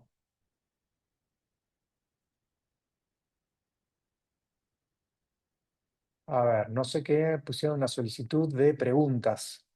Bueno, no sé. Sigo con las preguntas. Dino. Dino, otro amigo de la casa. Dino, prende la cámara, Dino, preguntala, no tengas miedo. En el último vivo hablaste de Brasil y Vale como una oportunidad, pero hace unos días cerraron el trade de la minería. Sigue sosteniendo la narrativa de IA y la relación con los commodities. Bueno, Vale está muy relacionado con China. Este es el tema. Vale creció muchísimo mientras creció China. Gran parte de las exportaciones que hace Vale es a China. Y es lo que estamos viendo. Guarda con China, China e India, que nos encantan los dos países emergentes, tienen un montón de potencial. Este conflicto les va a pegar, ya les está pegando. Van a crecer menos, aumentan los costos, quizá aumenta inflación. India va a estar un poco más complicado todavía que China. Eh, y ahí es donde decimos, bueno, Vale, que creció mucho, convenía tomar ganancia y minimizar el riesgo de que la demanda de China caiga, además de que ya habían subido un montón las materias primas, desde enero vienen subiendo muchísimo todo lo que es materias primas, no solamente oro y plata, todos los commodities. Entonces, también entra en esa cuestión de decir, che, bajemos volatilidad por este lado, vayamos más a sectores de Brasil que no dependen tanto de factores externos, sino del mismo Brasil, o del riesgo que tiene Brasil de ahora de este empate técnico que hay, de no sabemos si ganará Lula, ganará el hijo de Bolsonaro, donde también mostrábamos en un informe de que por más de que cambie, no es como en Argentina, que un gobierno de izquierda o de derecha cambia totalmente, en Brasil se amortigua mucho más ese cambio y en realidad es que en realidad Lula no es de tan izquierda, ni Bolsonaro es de tan derecha, y hay políticas de Estado de largo plazo que se mantienen. No como en Argentina, que es pasar de un extremo al otro. Ese cambio de un extremo al otro es en el que yo digo, che, y me conviene quedarme comprado en un bono soberano, hoy entrar con una TIR del 9 y a mí me hace un poco de ruido.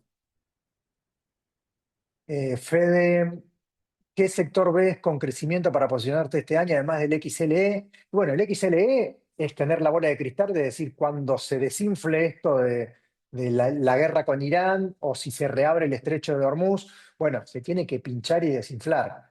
Ahí el XLE es como un poco más difícil decir hasta dónde me quedo comprado ahí. Adrián, gracias por el vivo, me tengo que ir, ¿queda grabado? Sí, va a quedar grabado. Si no toco nada raro, queda grabado. Claudio, ¿ves alguna oportunidad de compra en alguna ON? Veo la mayoría con TIR menores al 7% y paridades muy altas. Vuelvo a contar lo mismo. Las ON, la mayoría de los que hacen esta pregunta están mal acostumbrados. Están acostumbrados a una ON con una TIR del 10%, quizá más del 10%. Es una locura. Yo siempre cuento el día que pude comprar una ON al 8% y me puse contento y era de YPF Luz. Estoy hablando de 10 años atrás, no más, 12, 14 años atrás. Las ON rendían 5, 6%, periodo de tasas de interés bajas en el mundo. Las ON siempre van a rendir un poco más que un bono del Tesoro de Estados Unidos. Hoy guarda que todavía tenemos restricciones donde las ON ley local tienen TIR más bajas que las leyes extranjeras, porque todavía los importadores y los institucionales, los grandes jugadores, no pueden ir a ONs ley extranjera, lo único que pueden comprar son ONs ley local. Entonces vemos que ONs cortas, ley local, tienen una TIR del 5%, incluso si es muy corta, tienen TIR negativa. Eso no es normal, todavía el mercado está distorsionado. La ON ley extranjera, que es un mercado que está un poquitito más sincerado, también comprimió mucho de TIR, y por más que me encanta Pampa, Plus Petrol, PAE, una TIR del 6% no me convence para el riesgo que es Argentina. Entonces, en ese aspecto yo prefiero, si voy a largo plazo, largo, 15, 20 años, y bueno, prefiero ir parándome en activos del exterior y un porcentaje 20, 30, 40% de la cartera, hedgearlo sería como ya asegurármelo a una TIR. ¿A cuál? 7. Bueno, 8, me gusta 8, me gusta 7. Ahora ya me tengo que hedgear a 6,5 y bueno, ya no sé si me gusta mucho 6,5. Y ahí depende de cada perfil. Si sos conservador y bueno, no tenés muchas alternativas. Si sos más arriesgado y ya no te conviene quedarte en ese 6% anual, para el riesgo que implica Argentina a largo plazo. Convengamos que si yo me estoy armando mi cartera de retiro con obligaciones negociables, guarda, porque a 15 años Argentina puede defaultear. Sin ir más lejos, 2027, eh, hoy hablábamos juntamente de eso, no quise hablar cuando hablaban del banco. Los bancos están mostrando los últimos balances datos de morosidad altísimos, muy preocupantes, ¿no? Muy preocupantes porque la morosidad en el banco no implica que el banco está funcionando mal, implica que la micro no están dando, implica que hay un montón de gente que se está endeudando, microcréditos, créditos chicos, y no los puede pagar. Entonces esa morosidad alta significa que hay una parte de la micro que está muy golpeada y es una parte de la sociedad que quizá le dé la espalda a este gobierno el año que viene, que salga a la calle o que la oposición lo pueda capitalizar. Hoy no hay oposición, pero vamos a hablar de política, no de política, sino de mercado. Si que, queremos quedarnos comprados en Argentina, ONs o acciones, eh, hay que apostar a la reelección de Milei. Si yo creo que Milei no va a ganar, no tengo que tener ningún activo argentino porque hasta las ON van a volver a tener una TIR del 12, 14% con un gobierno que no es de afín al mercado. Entonces, tener en cuenta eso, que el 2027 puede ser un año de mucha volatilidad e incertidumbre de qué pueda pasar. Y ahí es bisagra. Si gana este gobierno, sigue todo igual de cuanto a mercados, pero si viene otro gobierno, como ya lo vimos, puede generar mucha volatilidad en los instrumentos de renta fija y renta variable argentinos. Entonces, si yo voy a largo plazo, entender que por ahí voy a tener mucha volatilidad el año que viene en los activos argentinos. Y las ON, con este gobierno, una TIR del 6 me parece caro. Imagínate con un otro gobierno que no es pro mercado, ajusta por precio. O sea, por TIR tiene que bajar el precio. Entonces, siempre decimos, cuando armamos las carteras de retiro, nosotros que no hay nada de obligaciones negociables, y nos preguntan, ¿pero por qué no tenés obligaciones negociables? Y porque si yo tengo que armar una jubilación a alguien, no puedo ponerle, a lo sumo, si quiere que le ponga un 10, 15, 20% en ONs triple A, ley extranjera, de empresas que generan dólares, pero no más de eso, porque lamentablemente Argentina es impredecible y es muy probable que tengamos otra crisis o momento de mucha volatilidad. Entonces hay que ser cautos por ese lado. Y las ON es para perfiles que son conservadores, pero van a tener que monitorear lo que pasa en el 2027 porque van a tener mucha volatilidad. Bueno, buenas tardes, Mariano. Consulto la presentación de los chicos de guión. La mandan, sí, nos van a pasar el PDF y todo este PDF se lo vamos a enviar al canal de Telegram. Así que quédense tranquilos por eso. Y no tenemos paridades muy altas, arriba del 9 cuando pagan el 8. Sí, igual ahí el tema de, Pablo, el tema paridades, guarda, porque la paridad es un dato técnico que si esa ON se emitió en un momento de incertidumbre, se emitió con un cupón alto. El cupón alto era para que sea atractivo. Baja ese momento como ahora que no hay tanto riesgo, ¿no? Entonces, una ON como Mastelone que tenía una TIR del 11%, pero la TIR por ahí era del 7, 8, la paridad es altísima. ¿Por qué? Porque siempre va a estar el precio por encima del valor técnico para compensar ese sobrecupón con la tira actual promedio del mercado. Me parece un tema medio complejo, pero repasen siempre la fórmula del valor técnico, valor residual, paridad. Y si la paridad, en Estados Unidos sí podemos hablar de que si está sobre la par está caro, si está bajo la par está barato, pero en Argentina tenemos que ver el cupón, porque muchas veces puede estar sobre la par porque el cupón es muy alto o bajo la par porque el cupón es muy bajo. Entonces siempre compensa por el lado ese la paridad de precio y la relación TIR-paridad es inversamente proporcional. Entonces, guarda cuando decimos eso mucho paridad porque en Argentina nos pasa eso. Mm, Tenemos obligaciones negociables que emitieron los bancos a corto plazo con TIR del 5 cupones y TIR del 4 o 5% y ONs que vienen de antes o de la época que se refinanció con cupones altísimos. Entonces, muchas veces hay que ver el cupón para analizar la paridad. ¿Qué más? Fer, yo estoy 70% en ONs ley extranjeras para pensar y para entender cuál es tu objetivo. Si tu objetivo es, porque muchos el objetivo es entre un departamento, que vi alguna pregunta de una propiedad, bueno, o compro un departamento y lo pongo en alquiler, o compro una ON y cobro el cupón. Pero bueno, en ese aspecto sí, vas a tener liquidez inmediata, le vas a ganar, pero vas a tener que monitorear esto, lo político que le puede afectar. Ahora, no es para volverse loco porque en una ON no va a pasar como en una acción. O sea, si mañana, bueno, salvo que tengas ONs de YPF, ¿no? Que ahí sí. Si mañana vienen y viene un gobierno de izquierda y las acciones se derrumban y a su vez ponen de como pasó en YPF, alguien de la cámpora a manejar YPF, y bueno, las ON de YPF pueden caer hasta una paridad del 50%, como cayó la IPQO, era una ON vieja de YPF, que ya se pagó, llegó a tener paridad de 50. Yo me acuerdo en el canal de Telegram encontré hace, creo que el año pasado, los cupones que había comprado, y había comprado 48, 49, la lámina de 100, de lo que había caído. La misma YPF que es hoy, ¿no? Entonces, entender que eso en un escenario súper negativo puede llegar a pasar. Ahora, si yo tengo acciones de Pampa, de IRSA, y ya me comí el garrón de la reestructuración anterior, ese garrón no fue malo para el inversor, porque tanto Pampa como IRSA, ahora vas a dormir intranquilo, porque vas a estar con, la verdad, estamos entre amigos, ¿no? Con los huevos en la garganta, a ver si me pagan, si no me pagan. Lo que había pasado el año pasado, en el gobierno anterior, que habían puesto hasta un 40% que el Banco Central le daba dólares a las empresas para pagar las ON. Fuera de ese 40%, las empresas tenían que pagar con sus dólares o refinanciar. Esas refinanciaciones, las empresas IRSA, Pampa, PAE, bueno, Plus Petrol no tenía, pero es el mismo grupo, lo que hacía era, te daba una ON nueva con endulzantes, te subían el cupón, te pagaban hasta un 3% cash. Bueno, el que estuvo en esa época, ese fue el escenario, el peor escenario. Cayó de precio, pero si vos vas a finish no te afecta, pero vas a entrar en una liquidez donde, estamos comparando el escenario de un departamento, vas a perder ese plus que tenía el departamento de la liquidez. Vas a tener que mantenerlo hasta el final, comerte una reestructuración que te va a tirar un bono más largo. Pasó con IRSA, la famosa IRC8, IRC9, la RPC2 que la convirtieron en esas. No es el fin del mundo, pero es saber lo que se viene, nada más.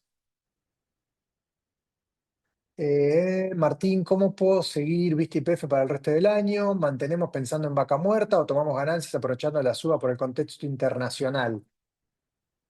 Si compraste pensando en el potencial de vaca muerta, quédate comprar porque el potencial de vaca muerta es muchísimo lo que falta. Esto todavía recién está empezando, es la puntita del iceberg. Se ve en cuanto a facturación, exportación y producción de lo que están teniendo las dos empresas. Ahora, si las dos suben un montón y yo tengo que salir de una, quizás saldría de acuerdo a lo que pase políticamente con YPF, ¿no? Yo soy un poco cauto con lo que pueda llegar a pasar en base a esto que estamos viendo, ¿no? Es alta morosidad, ya es una micro que está un poco disgustada con lo que está pasando con el gobierno, una inflación alta, 2,9, que ya está sostenida, marzo dicen que puede llegar al 3%, esa inflación que tanto me criticaban cuando yo decía de que hay, además de la emisión cero, hay que manejar las expectativas adaptativas y en Argentina eso bajarlo es durísimo, va a costar muchísimo tiempo. Bueno, es inflación persistente, residual, que va a ser difícil bajar.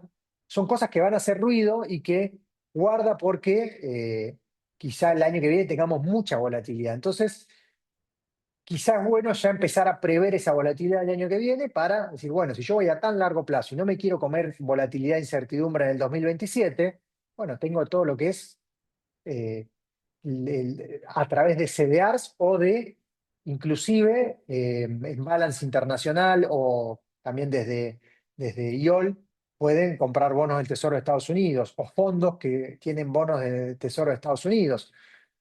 Más que nada para el que ya vivió la volatilidad de lo que pasó con las PASO el año pasado y le costó dormir, entender que el 2027 puede volver a pasar lo mismo y un poquitito más fuerte, ¿no? Porque esas elecciones, las PASO no definían nada y movieron el dólar, movieron las tasas, movieron la economía en general. Entonces, entender de que en Argentina estamos muy condicionados de la situación política y eso es durísimo porque se te puede caer cualquier análisis que hagas de un día para el otro.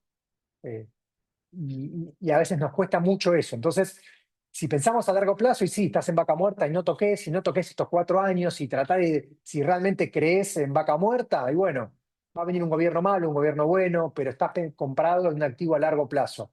Complementalo con, además de eso, activos del exterior para diversificar. Acá Iván, muy buena charla, no tengo mic. Dentro de las alternativas de renta variable local, desde IOL dejaron afuera a Vista. Pasó el tren, ya creen ustedes, la vida afuera, y no sé si subirme. Eh, yo sí soy optimista con lo que puede llegar a pasar. De corto plazo tiene mayor upside YPF que Vista. YPF, si uno compara las métricas de YPF con Petrobras, por ejemplo, que está baratísima comparado con Petrobras, también son dos empresas diferentes, países diferentes, pero si analiza el price earnings, el book value y un montón de métricas, está atrasada YPF. Vista tiene un potencial enorme, va a estar mucho más seguro. O sea, son dos trades diferentes. Yo las tendría que poner una para perfil arriesgado y otra para perfil moderado. Esa es la gran diferencia. Y como siempre, ¿no? Si es a mayor riesgo, mayor rentabilidad. Consulta, el informe de carteras para jubilaciones lo sacan. Las carteras el lunes van a salir los movimientos de las carteras y el informe completo, un poquitito más. ¿Por qué? La verdad estamos tapados de cosas que están pasando, esto de la guerra y más cosas que el lunes arrancamos con el streaming nuevo de BDI. Buenos días, inversores. Lunes a las 11 de la mañana empieza. Miércoles, ¿qué hay el miércoles? Miércoles volvemos a dar clases en la facultad, jueves en posgrado, viernes, el fin de semana hacemos un evento, el Kickoff BDI 2026, y la otra semana vamos a enviar el informe completo. Por eso nos atrasamos una semana, pero para no atrasarse, la actualización de las carteras de retiro las enviamos el lunes. ¿Qué más? Bueno, Dino, bibliografía para leer sobre IA en finanzas es muy difícil porque no hay. Y la verdad que lo último y lo nuevo que va saliendo, yo te recomiendo metete en Twitter a seguir cuentas que estén especializadas. Ignacio Guardines, Nacho Java, Nacho bajo Java, está muy metido en el tema. Escribirle por Edge y decirle, mandame 20 páginas confiables. Nacho, que es re piola, te las va a poner. Y creo que vas a aprender más eso que buscando otra cosa, porque no hay, es todo tan nuevo. Y en inteligencia artificial y aplicaciones es algo que semana a semana sale un modelo nuevo, que por ahí Gemini era el más avanzado en códigos, y después sale Cloud y es más avanzado Cloud, y después sale Gemini o GPT y es más avanzado. Entonces es muy difícil por ese lado. Pero Nacho te va a poder dar una mano en eso de quién seguir, y ahí vas a estar, sale algo y lo vas a tener en el momento.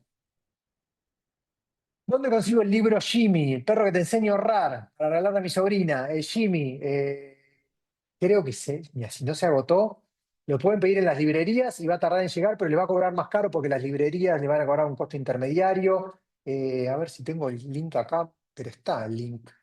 Lo enviamos en Telegram, el link, y si no, lo tengo acá en favoritos. Si me quedo acá me va a decir. Ahí lo mando al chat. Lo mando al chat. Vamos. Eh, Acá lo mando el link.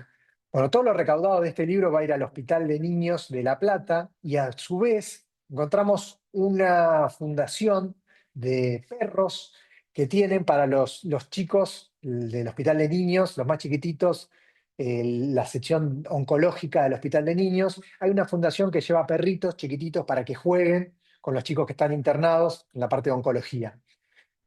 Bueno, como todo a pulmón, y vamos a también ayudar a esa fundación de esos perros para poder ayudarlos. En breve vamos a estar haciendo eso. Es más, a todos los que compraron el libro les va a llegar una invitación, y si tienen hijos, de poder participar el día que vamos a ir al Hospital de Niños a entregar todo lo que vamos a hacer de donación. Los invitamos también a participar, porque no solamente el libro queremos que sea de educación financiera y de ayudar a los chicos, sino también de que, si podemos, ¿no? Y si lo compran y les queda cerca, que esos chicos también sepan que comprando ese libro están ayudando a chicos que están enfermos, hospital que está en ruinas, lamentablemente, como el Hospital de Niños, a una fundación de perros que ayuda a chicos que están en un momento complicadísimo en la parte de oncología.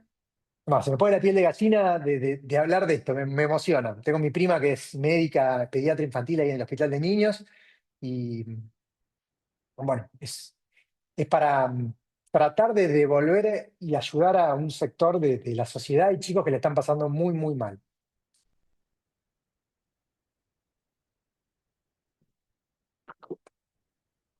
Perdón porque me emociono, soy padre y vivo de cerca lo que está pasando ahí en el hospital, y es algo que quiero ayudar desde ese sector. Así que bueno, pueden ayudar también con ese libro.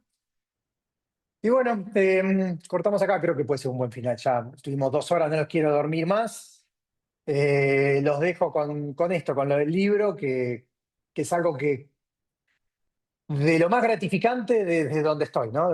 Creo que poder llegar a ayudar a chicos chiquitos, a familias, a gente necesitada, es eh, a nivel personal, desde cumplir un objetivo de realización que ni me imaginaba que iba a poder llegar a devolver eso. Así que les agradezco, y nos vemos el lunes, 11 de la mañana, en Buenos Días, Inversores. Chau, chau.